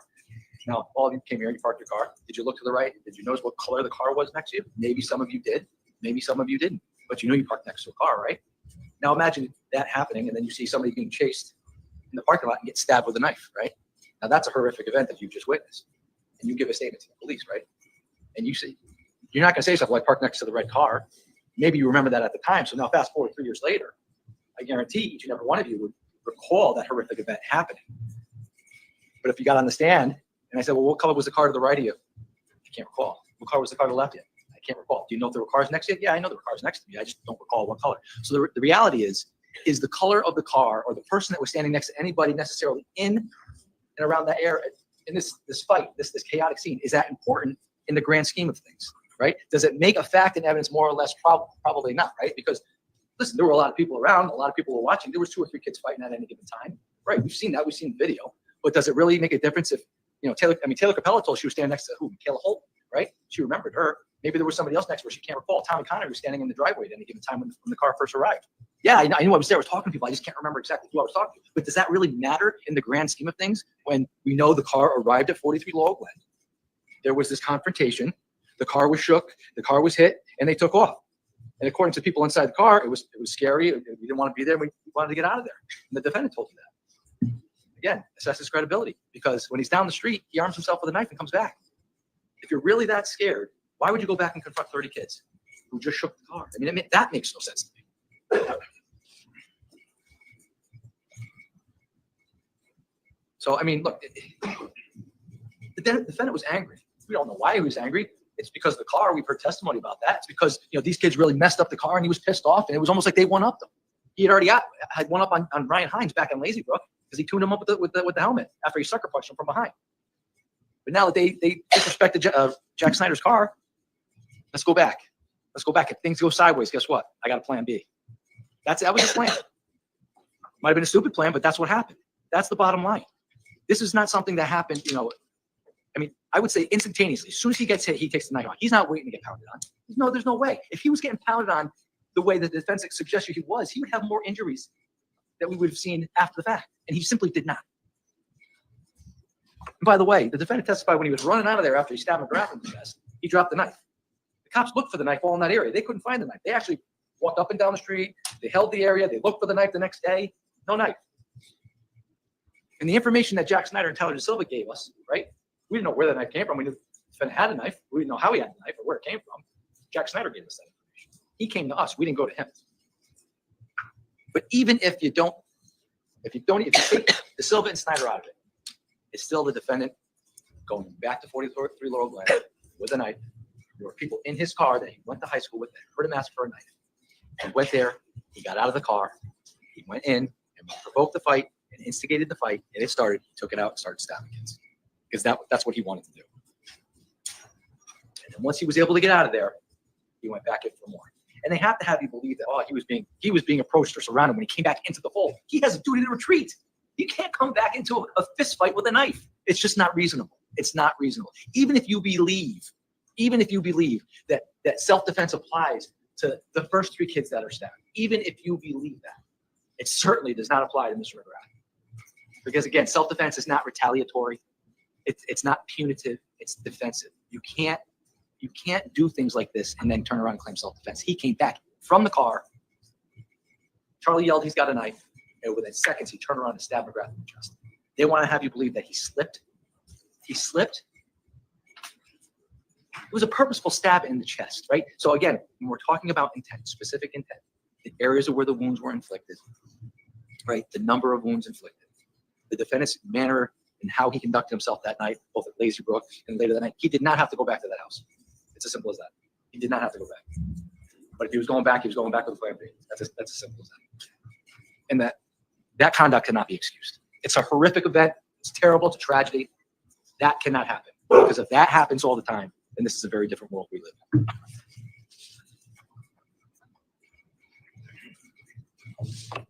And I asked him on a cross-examination, when you got out of there and you left and you went home, after you texted Mackenzie, you didn't call the cops at that point, did you? Nope. You went to Florida, right? Yep. Did you call the cops when you're in Florida? Nope. After you learned the severity of the situation, did you call the cops and tell them, hey, this is what happened. I was pummeled. I was acting in self-defense. Nope. So again, I would submit to you that, yeah, he knew what he was doing. And as soon as he stabbed those kids, he told Jack, and they got out there and they went down to Adams Drive and got rid of the knife. Why are we getting rid of the knife? All the cops, this just happened. It's horrific, but this is what got rid of the knife, got rid of the evidence. Tells his girlfriend I wasn't there, didn't want to put anything in writing, God forbid. Because if he said, yeah, you know what, I was really getting pummeled. I had to stab those kids, get out of there. I was really fighting for my life. Didn't say that in the text. Just said, no, I wasn't there. It wasn't me. I don't know what you're talking about. I wasn't there. And then he told Tyler DeSilva subsequent to that he messed up. He knew. The judge is going to give you, the self-defense instruction. And again, it's only justified when a person reasonably believes that such force is necessary. Reasonably believes. The first thing he didn't do is he didn't punch back. He didn't kick. Grab that knife.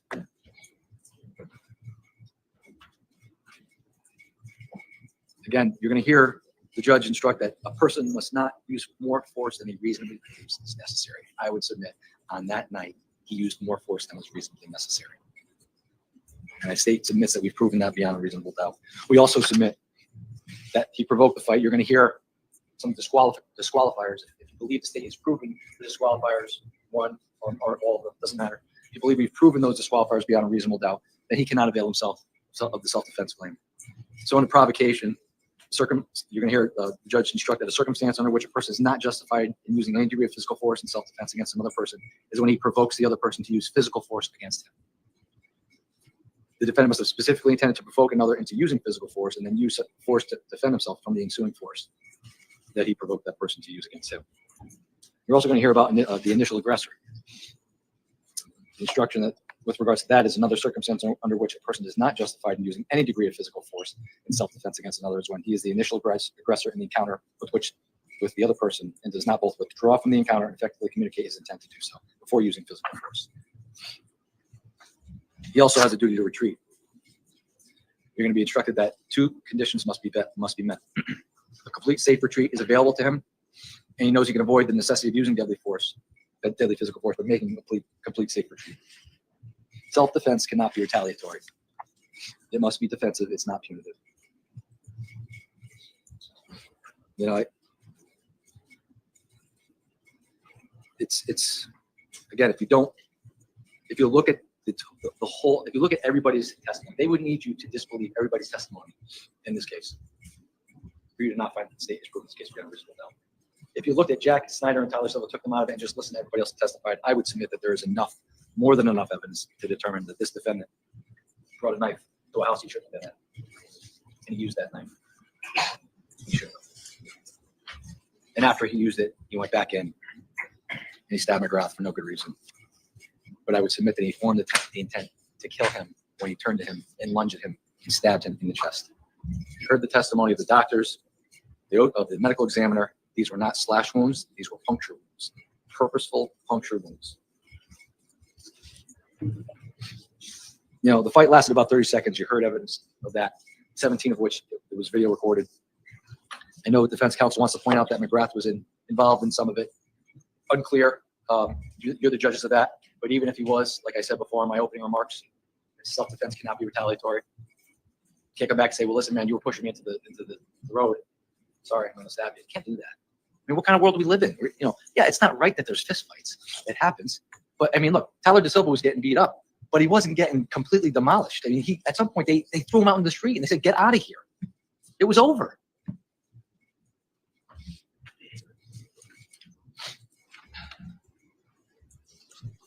And, you know, and the Ryan Hines, Faison Teal, Tommy Connery, they came in and they told you what their part was in the whole situation, right? Tommy Connery, I would submit, there's no self-defense claim against him. He was trying to get in there and breaking things up, pushing him away. Why did he deserve to get stabbed? And I would submit Ryan Hines. Yeah, Ryan Hines said, I hit him, punched him a couple times, but that's his fist. It's not a knife. If Ryan Hines had a weapon, it would be a different story. If Faison Teal had a weapon, this would be a different story. If Tommy Connery had a weapon, this would be a different story. If Jimmy McGrath had a weapon, this would have been a different story. But the bottom line is you can't escalate the fight. And that's exactly what the defendant did.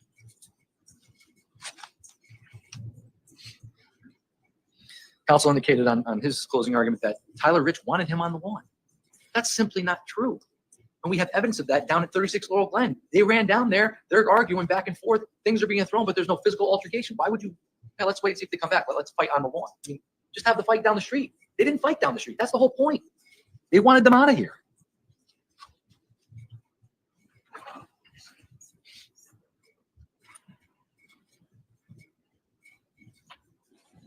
Again, the judge is going to instruct you on what specific intent is. And no, there's no time, no particular time necessary, no length of time necessary to form the intent. I know that counsel, you know, did he wake up in the morning? Yeah, I'm going to go kill somebody, stab some kids. Of course not. Of course not. But if that were the case, if we had to prove that somebody woke up in the morning saying, I'm going to go stab people or shoot people or kill people, then we would never be able to prosecute anybody because that's a tough thing to prove. And that's the point, because it's the conduct at the time that it happens, right? That's how you can infer what his intent was. He created this specific intent when he decided to take out that knife and escalate the fight and stab you.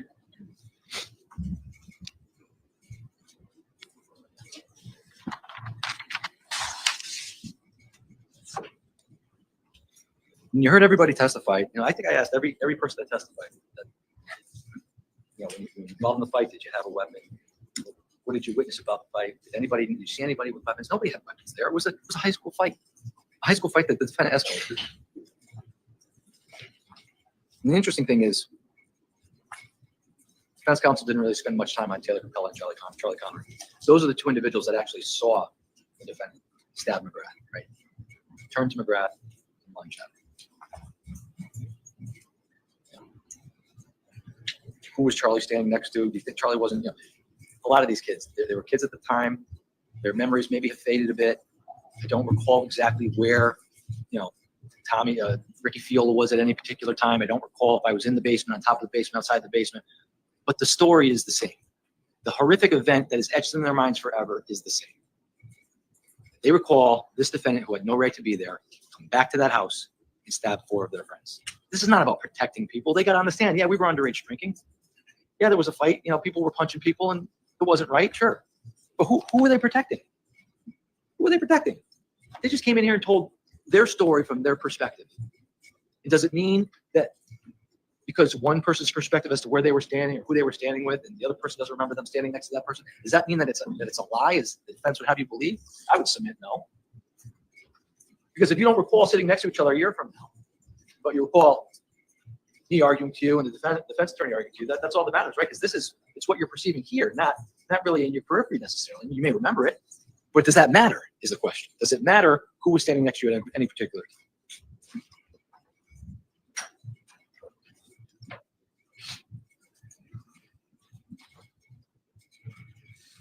And the defense attorney wants you to ask yourself, does a lot of it make sense? And the thing that I would submit to you that doesn't make any sense at all is if you were truly scared of the 10 to 12 to 15 to 20 kids that just rocked the car and threw stuff at the car, if you were panicked, why would you go back and want to confront them? At the end of the day, that makes 0 sense. It makes 0 sense unless you had some courage in you, and you had some courage in you because you had a weapon. That's the only reason that would make sense. Because he went there, he had the intent to hurt somebody there, especially if the fight got physical. They want you to believe that the knife was the only tool that he could use to survive.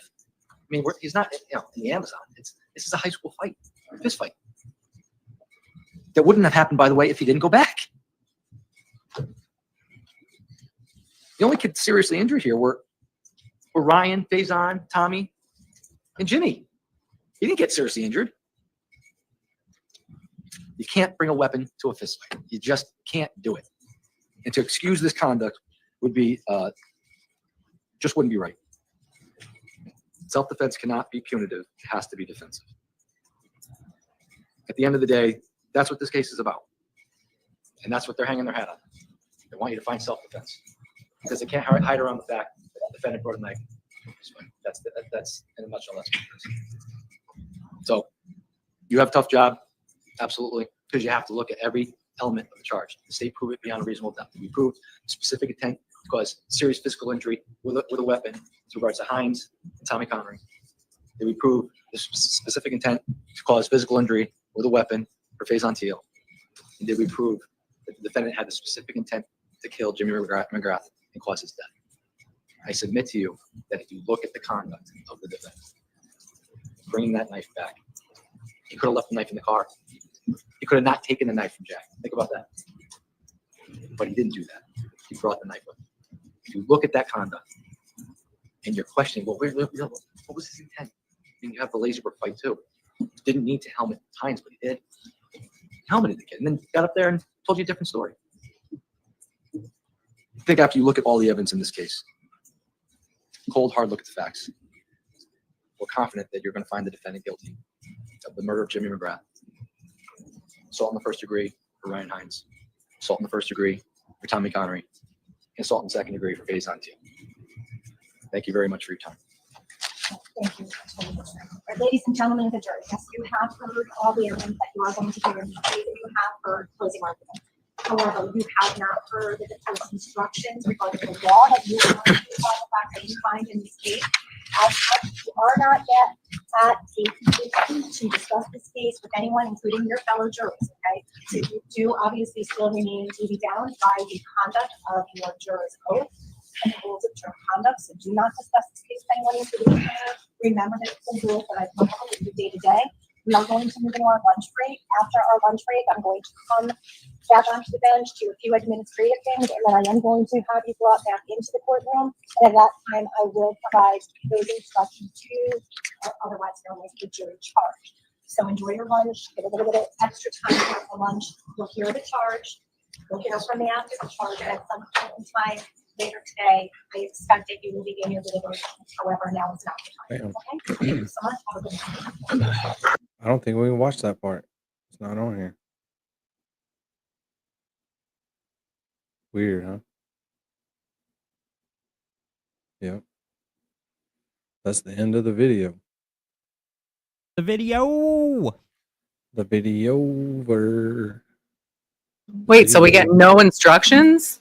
I'm gonna try to look for them real quick. Yeah, we gotta at least find a verdict slip somewhere online.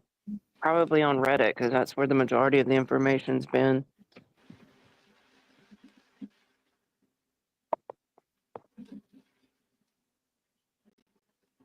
Not from the defense, Your Honor.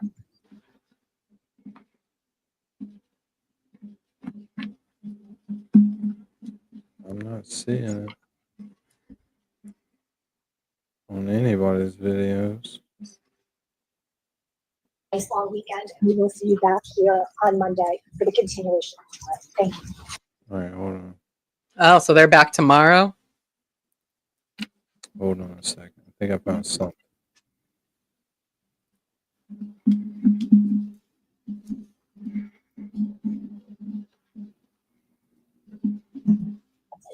In summary, the state has proved beyond a reasonable doubt that one, the Yeah, this is it.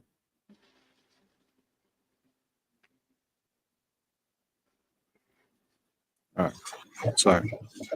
I didn't know it was going to end there. I kick it up a notch for this. thank you again for sitting through this. I appreciate your focusing your attention. I know this is not easy. Too fast for Counsel, me. please stipulate to the return of our jurors. Stable stipulate, Your Honor. Defense stipulate, Your Honor. I'm going to talk to you now about lesser included offenses to assault in the first degree intentional. In accordance with the court's previous instructions, you will consider lesser included offenses under count 3 if and only if you have unanimously found that the state has not proved beyond a reasonable doubt all the elements of the crime of assault in the first degree intentional, and therefore you have found the defendant not guilty of assault in the first degree intentional at count 3. The defendant at count 3 of the information is specifically charged with the crime of assault in the first degree intentional. The offense of assault in the first degree intentional under our penal code is such that it may include the elements of crimes of Who needs to be writing this down? assault in the second degree, both intentional and reckless. Similar to count 2, this brings into play the rule of law known as lesser included offenses at count 3 as applicable to the crime of assault in the first degree intentional. You will consider lesser included offenses as to count 3 in the order and under the circumstances instructed herein. The fact that I am instructing you on lesser included offenses to assault in the first degree intentional at count 3 should not be interpreted by you that I believe the evidence proves the accused guilty of any lesser included offense. You, the jury, are the sole judges of the facts in this case. You must determine whether the defendant is guilty beyond a reasonable doubt of assault in the first degree intentional or is guilty of any respective lesser included offense. We will first consider the lesser included offense of assault in the first degree reckless directly below at subsection A. You'll proceed to the court's instruction A, assault in the first degree reckless, Connecticut General Statutes 59A3 directly below. A, assault in the first degree reckless, 53A, 59A3. Statute defining this offense reads in pertinent part as follows. A person is guilty of assault in the first degree when under circumstances evincing an extreme indifference to human life, he recklessly engages in conduct which creates a risk of death to another person and thereby causes serious physical injury to another person. For you to find the defendant guilty of the charge, the state must prove the following 4 elements beyond a reasonable doubt. Element 1, conduct creating a risk of death. The first element is that the defendant engaged in conduct that created a risk of death. Element 2, recklessness. The second element is that the defendant acted recklessly. A person acts recklessly with respect to a result or circumstance when he is aware of and consciously disregards a substantial and unjustifiable risk that such result will occur or that such circumstances exist. You refer to the court's previous instruction on recklessness at 60. Element 3, extreme indifference to human life. Third element is that the defendant acted under circumstances evincing an extreme indifference to human life. Indifference means simply not caring. It means lacking any interest in a matter one way or the other. Extreme means existing in the highest or greatest possible degree.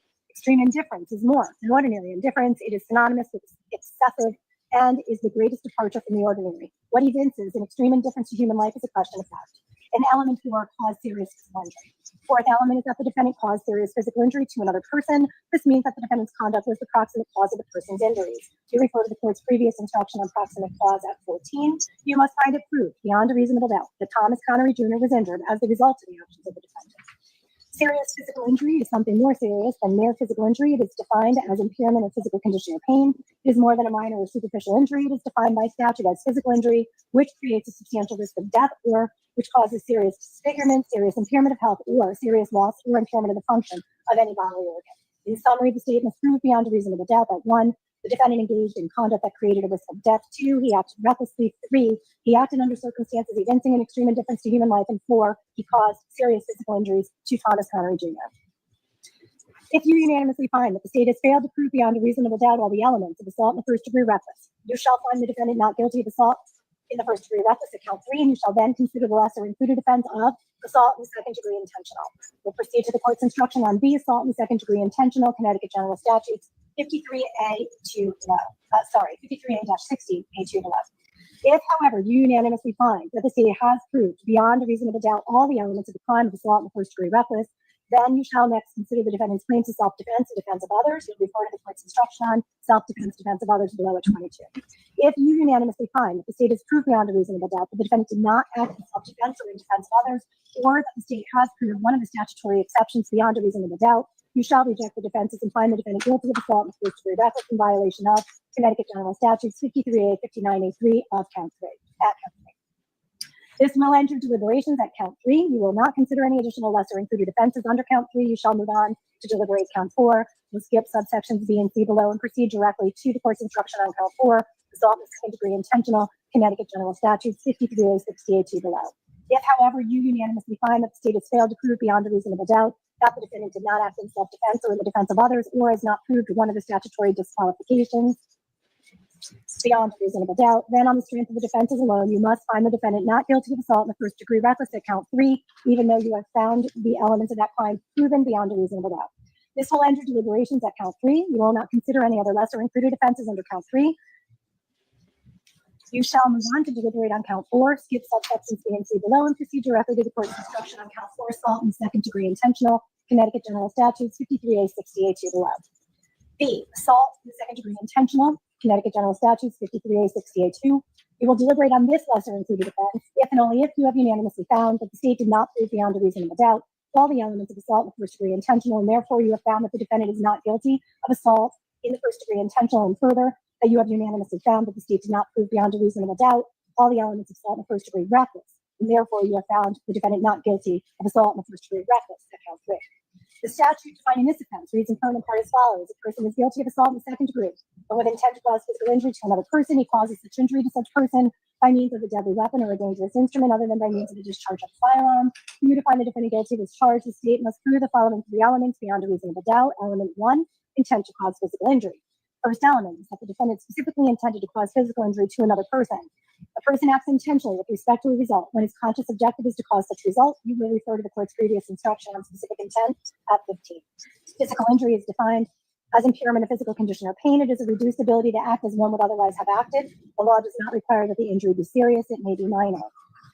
Caused physical injury. The second element is that the defendant caused physical injury to another person. This means that the defendant's conduct was the proximate cause of the person's injury. You will refer to the court's earlier instruction on proximate cause at 14. You must find a proof beyond a reasonable doubt that Thomas Connery Jr. was injured as a result of the actions of the defendant. It does not matter whether it was the person upon whom the defendant intended to inflict physical injury. It is sufficient if you find that the defendant intended to cause physical injury to another person and that he in fact caused physical injury to the person or to some other person. Element 3, with a dangerous weapon. The third element is that the defendant caused the injury by means of a dangerous instrument other than by means of the discharge of a firearm. Dangerous instrument means any instrument which, under the circumstances in which it is used or attempted or threatened to be used, is capable of causing death or serious physical injury.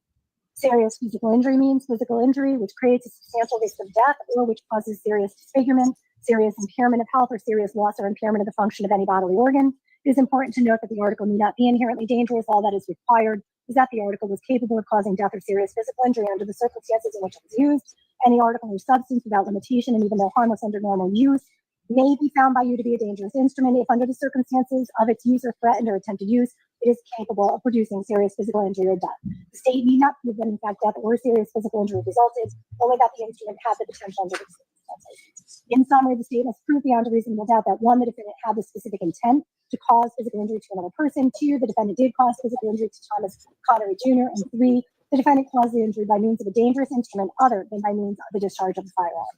If you unanimously find that the state has failed, I'm sorry. Yes, if you unanimously find that the state has failed to prove beyond a reasonable doubt all the elements of assault with second degree intentional, you shall find the defendant not guilty of assault with second degree intentional at count 3. Dean, they're calling upon you to lighten the mood in the chat. See, that's what you get for trying to count on Dean right there. Dean lets us down again. Mm-hmm. He's gone. He's gone. Going out He's smoking gone. cigarette. Yeah, he gone. Dean. Dean. Dean. Dean. Yep, he's gone. And you shall then consider the lesser included offenses of assault with second degree reckless. We proceed to the court's instruction on C, assault with second degree reckless, Connecticut General Statutes 53A, 68.3 below. If, however, you unanimously find that the state has proved beyond a reasonable doubt all the elements of the crime of assault with second degree intentional, then you shall next consider the defendant's claim of self-defense and defense of others. You'll refer to the court's instruction on self-defense, defense of others below at 22. If you unanimously find that the state has proved beyond a reasonable doubt that the defendant did not act in self-defense or defense of others, or has proved one of the statutory disqualifications beyond a reasonable doubt, you shall reject the defenses and find the defendant guilty of assault with second degree intentional in violation of Connecticut General Statutes 53A, 61.2 at count 3. This will enter deliberations at count 3. You shall not deliberate on any lesser included offenses. You shall move on to deliberate count 4. We'll skip subsection C below and proceed directly to the court's instruction on count 4, assault with second degree intentional, Connecticut General Statutes 53A, 68 below. If, however, you unanimously find that the state has failed to prove beyond a reasonable doubt that the defendant did not act in self-defense or in the defense of others, or has not proved one of the statutory disqualifications beyond a reasonable doubt, then on the strength of the defenses alone, you must. All right, this is on per Dean's request. This is for you, Laura. Something funny. Bag up. Bag up. Terry. Put it in Bag reverse, up. Terry. Bag up. Oh, Lord, Jesus. Oh, Lord. Oh, Jesus. What you doing, Terry? Terry,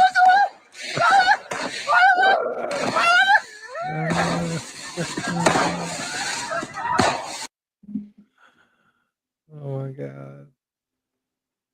That's hilarious. Find the defendant not guilty of assault with second degree intentional at count 3, even though you have found the elements of that crime proven beyond a reasonable doubt. This will end your deliberations at count 3.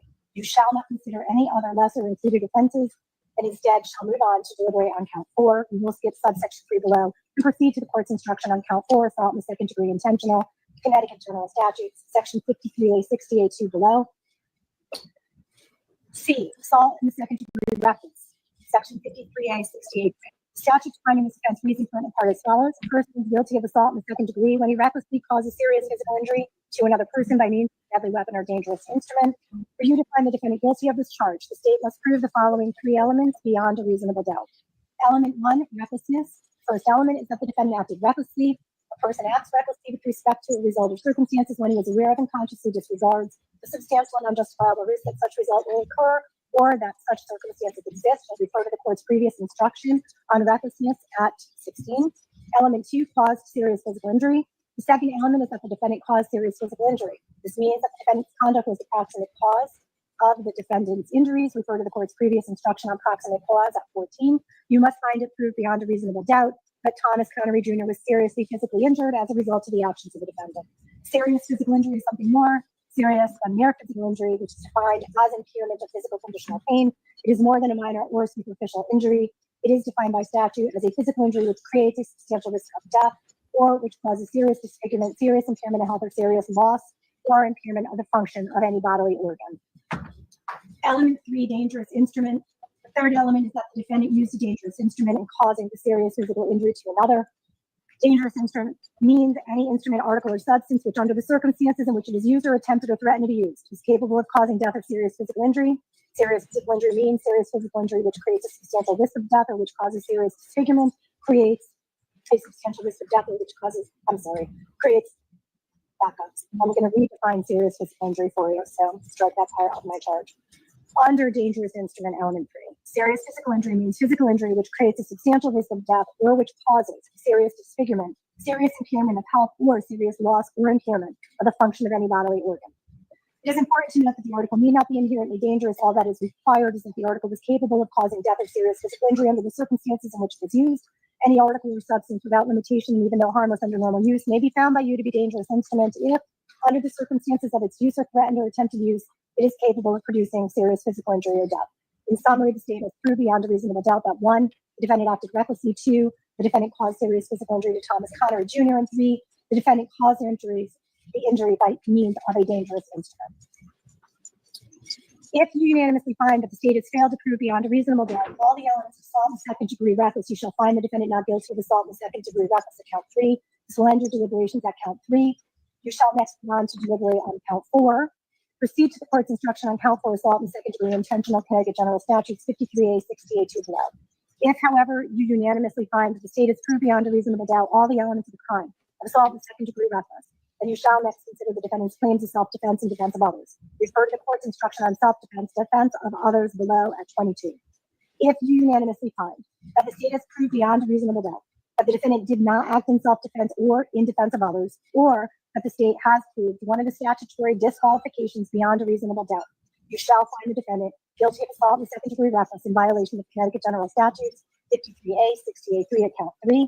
This will end your deliberations at count 3, and you shall then next move on to deliberate count 4. So Sassy just showed up. 1 minute left in the whole thing. Sassy, you're right on time. Dang. Dang.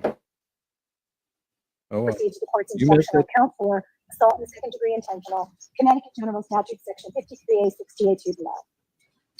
If, however, you unanimously find that the state has failed to prove beyond a reasonable doubt that the defendant did not act in self-defense or defense of others, or has not proved one of the statutory disqualifications beyond a reasonable doubt, then, on the strength of the defenses alone, you must find the defendant not guilty of assault and second-degree reckless at count 3, even though you have found the elements of that crime proven beyond a reasonable doubt. This will end your deliberations at count 3, and you shall move on to deliberate on count 4. So you will proceed to the court's instruction on count 4, assault and second-degree intentional, Connecticut General Statutes 53A, 62, immediately below. All right, ladies and gentlemen of the jury, it has been a long day of sitting, and we are about a little over, I would say, 3/4 of the way done with my charge. However, it is 4:30, so I am going to go ahead and I am going to adjourn for the day. So what that means is, I'll go over this again. You have heard all the evidence, you've heard closing argument, you've heard part of the jury charge, part of the court's instructions to you that apply in this case. You have not heard all of those instructions, nor have you been told to engage in deliberations. You still remain under the obligation of your oath and your journal conduct rules still need to be abided by.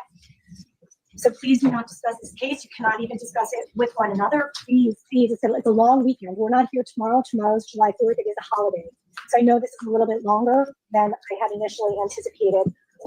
Hopefully this is not too much of an inconvenience. I do apologize to the jury.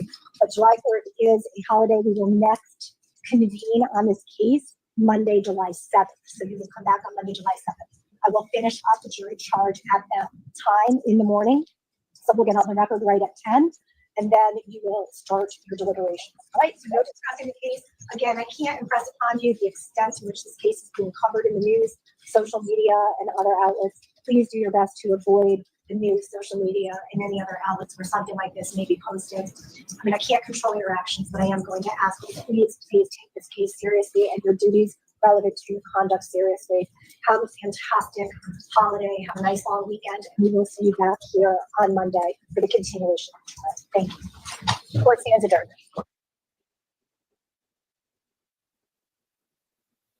So we're going to get a little bit of court before the jury goes in.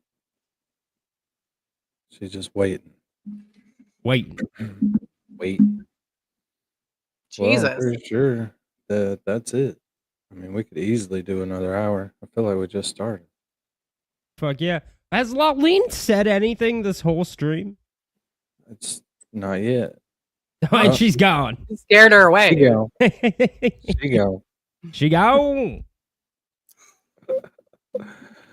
So I posted the charges in Discord. I think I made it a little bit cleaner the second time. So everyone can see what the options be. Yeah, so it's basically the count 1 is all that first paragraph, and then counts 2 and 3 are together. I think that's for Ryan and Tommy, and then count 4 is for Faison.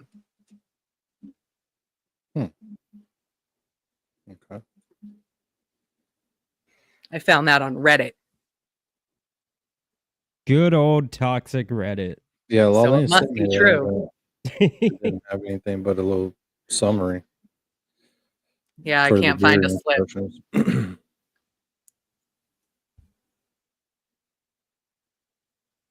But that will bring us to the end of this show. That's it. All the way to the end.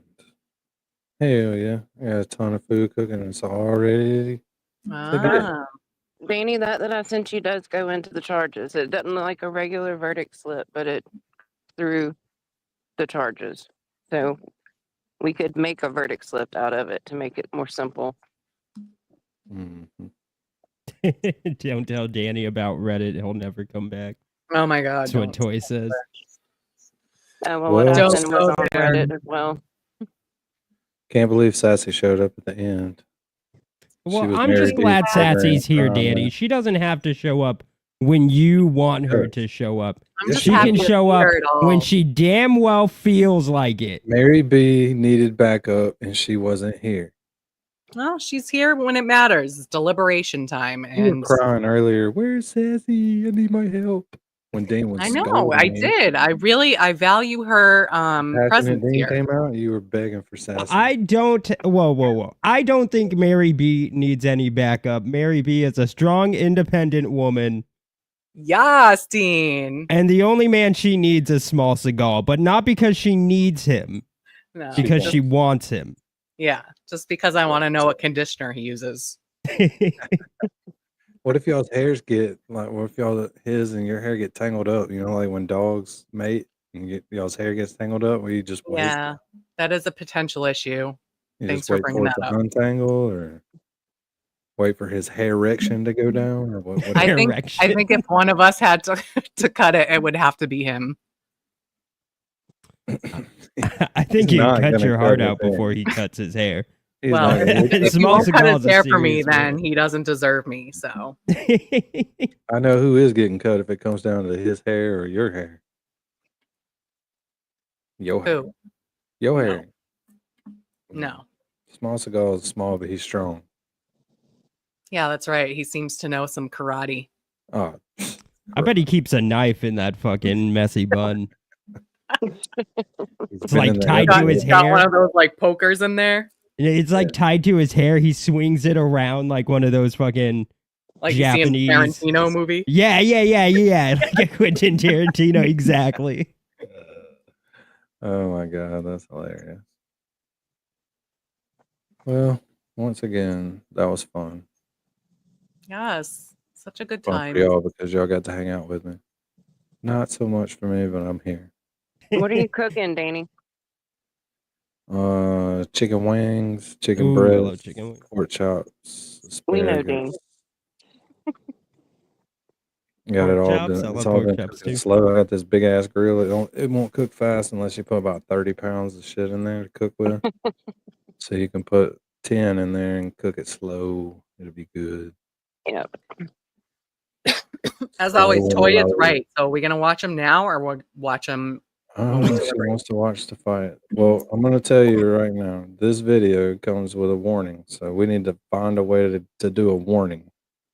Disclaimer. Yeah, I don't know if just Boop, saying boop, boop, disclaimer boop, boop. is No, gonna that's hold. the news. That's breaking news. Wah wah wah. I can't find just the video, so all we can find is what they played in court. That's it. So we only can watch the little snippets they played here and there in court. So we can't just watch the video. Well, do you want to work on getting those snippets and then we'll I reconvene got the tomorrow? snippets. Oh, you got them? All right. Well, hey, whatever you want to do. I got the snippets. All right, here we go. Disclaimer: it's not appropriate for everybody. Warning, warning.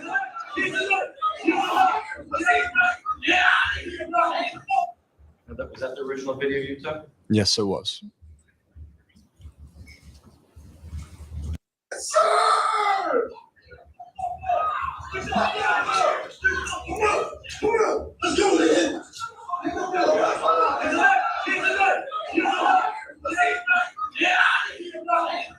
Was that the lightened up version? Yes, it was. Outside of it being lightened up, any difference from what you originally? No.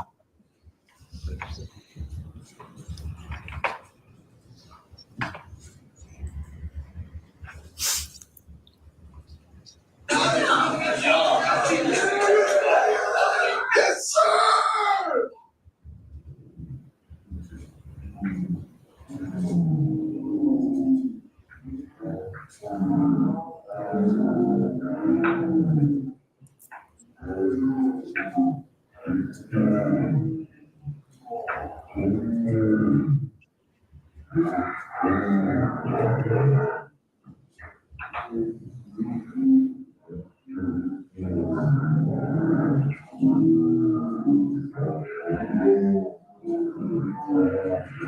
Yeah, right there. But I think when they I push think that he's kid in already the been. street.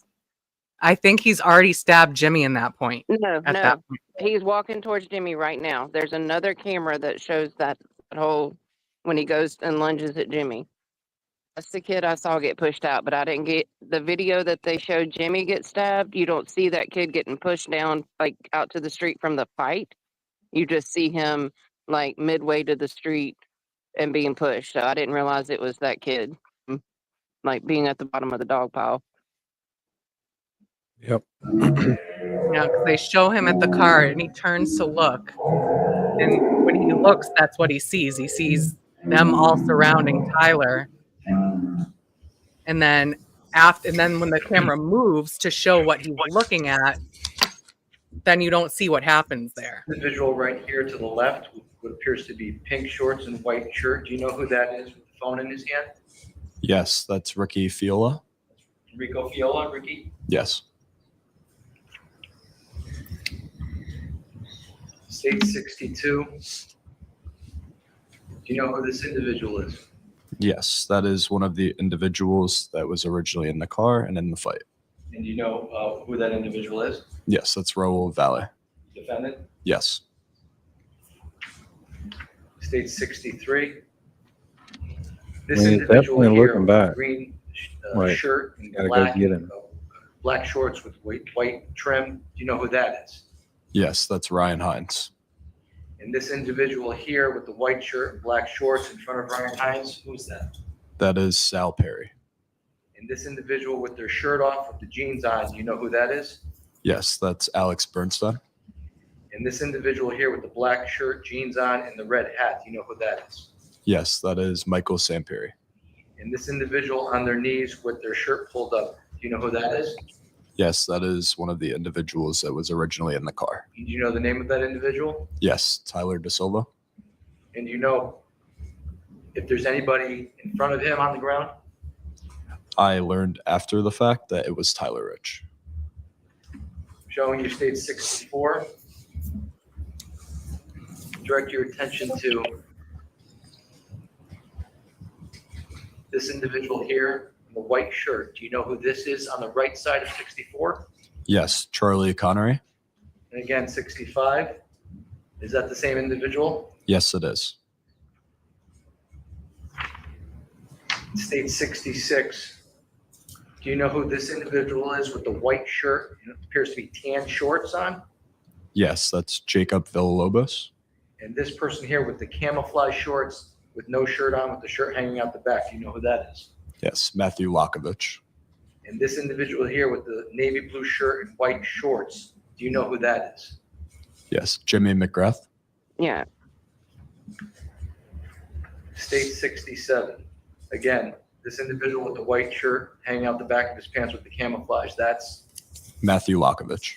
and this individual here with the tan shorts with the white shirt appears to be pushing on Tyler De Silva. Do you know who that is? Yes, Is Jacob that where he's getting Villalobos. pushed And into again, the this street? person here on the right side of the photograph. I don't with the think navy so. blue I don't think he shirt is and yet. shorts, who would that be? Jimmy McGrath. State 68. Yeah, that's it. Yeah. The individual See, here. Jimmy with wasn't even the shirt one that pulled up, pushed him. with the jeans on. Can you tell us who that is? Tyler De Silva. And is this frame after Jacob Villalobos seen pushing him out into the street? Yes, Yeah. sir. And the person passing him near the curb, who would that be? That is the defendant. And he goes Finally, straight from there to state Jimmy. 69. You know who this individual is in the street with the jeans on and the jersey? Yes, Tyler De Silva. And this individual here with the navy blue shirt on and the white shorts, do you know who that is? Jimmy McGrath.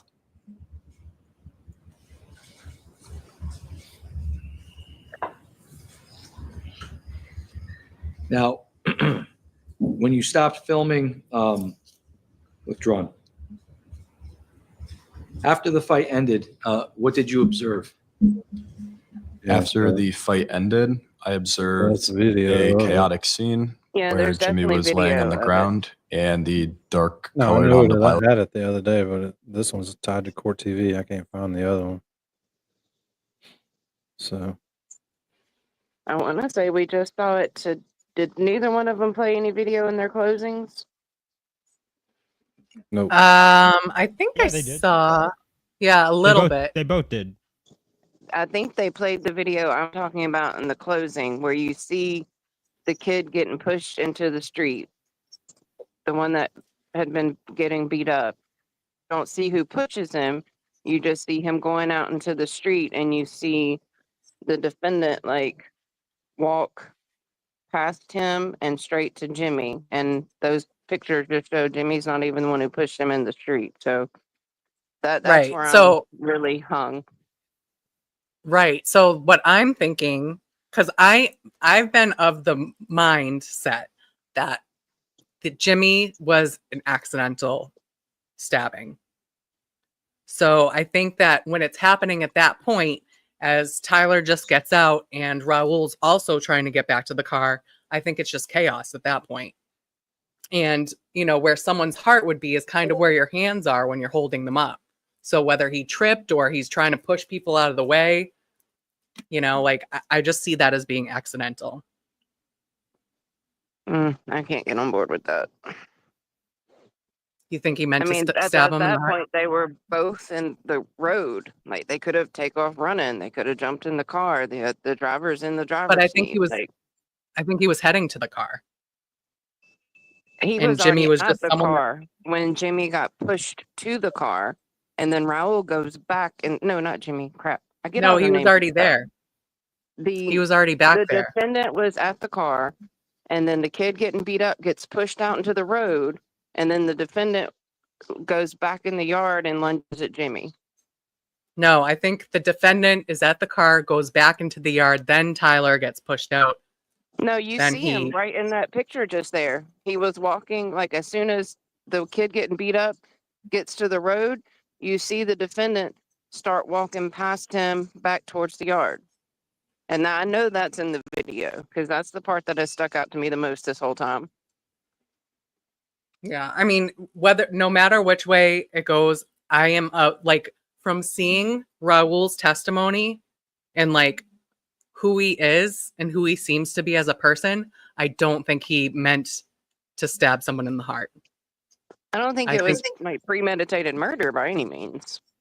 No, I mean, he definitely stabbed him. There's no doubt about that. He has the knife the guy stabbed. I think it was an accident. In the But an chaos. accident still manslaughter. Yes, unintentional. I'm not saying it's, you know, he definitely should be held responsible, but his plea deal was 40 years. Like, Yeah. does that deserve 40 years? I don't think so.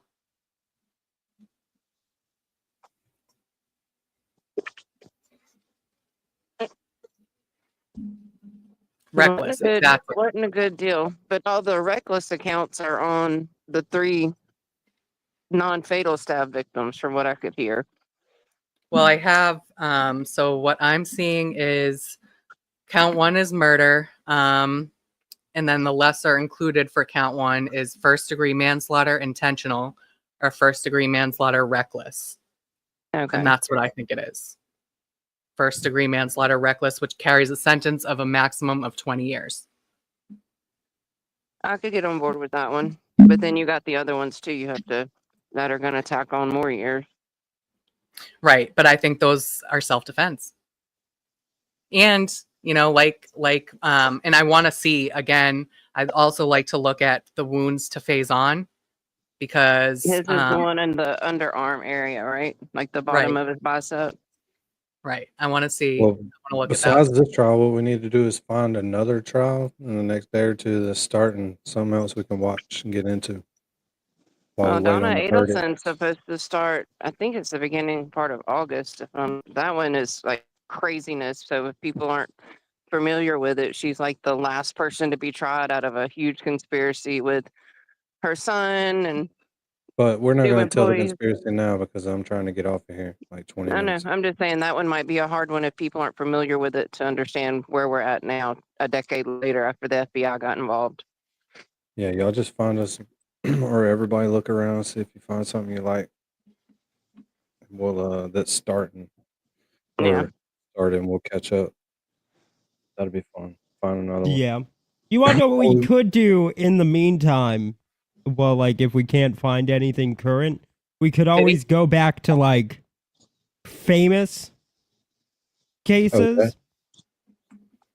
You can watch the OJ trial. Well, we've I got was to get thinking Dean on Casey board with Anthony because OJ. I know a lot of people here think she was guilty. You know, Casey and I Anthony. just think we should rewatch that trial.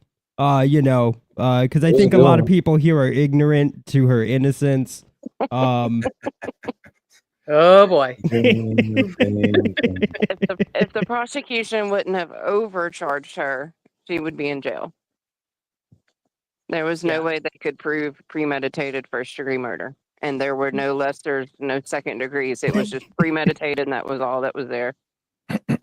Definitely. Well, sounds like a plan. Awesome. So we'll get on the work week mañana. All right, sounds good, enjoy man. your food. Oh, it's going to be good. Awesome. It's going to be good. Night, All right. Chat. Good night, everyone.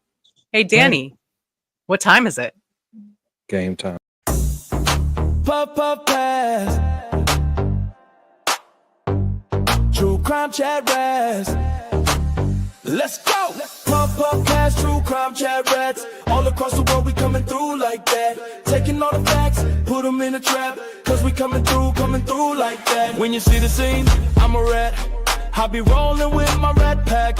With my rats chatting about the crimes, the players and the evidence. Where it all went bad. Taking all the facts, and we bring them to the chat rats.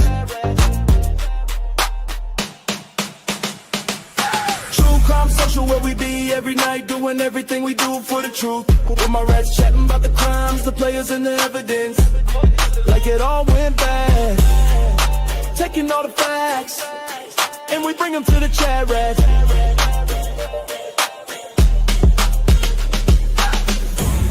All my people on the internet, all my people from around the world, gonna take you to the place we know best. Cause we're coming through like that. Puff, puff, pass, true crime chat rats. All across the world we coming through like that. Taking all the facts, put them in a trap. Cause we coming through like that. When you see the scene, I'm a rat. I be rolling with my rap pack. With my rats chatting about the crimes, the players and the evidence. Where it all went bad. Taking all the facts, and we bring them to the chat rats. Puff, puff, pass, true crime chat rats.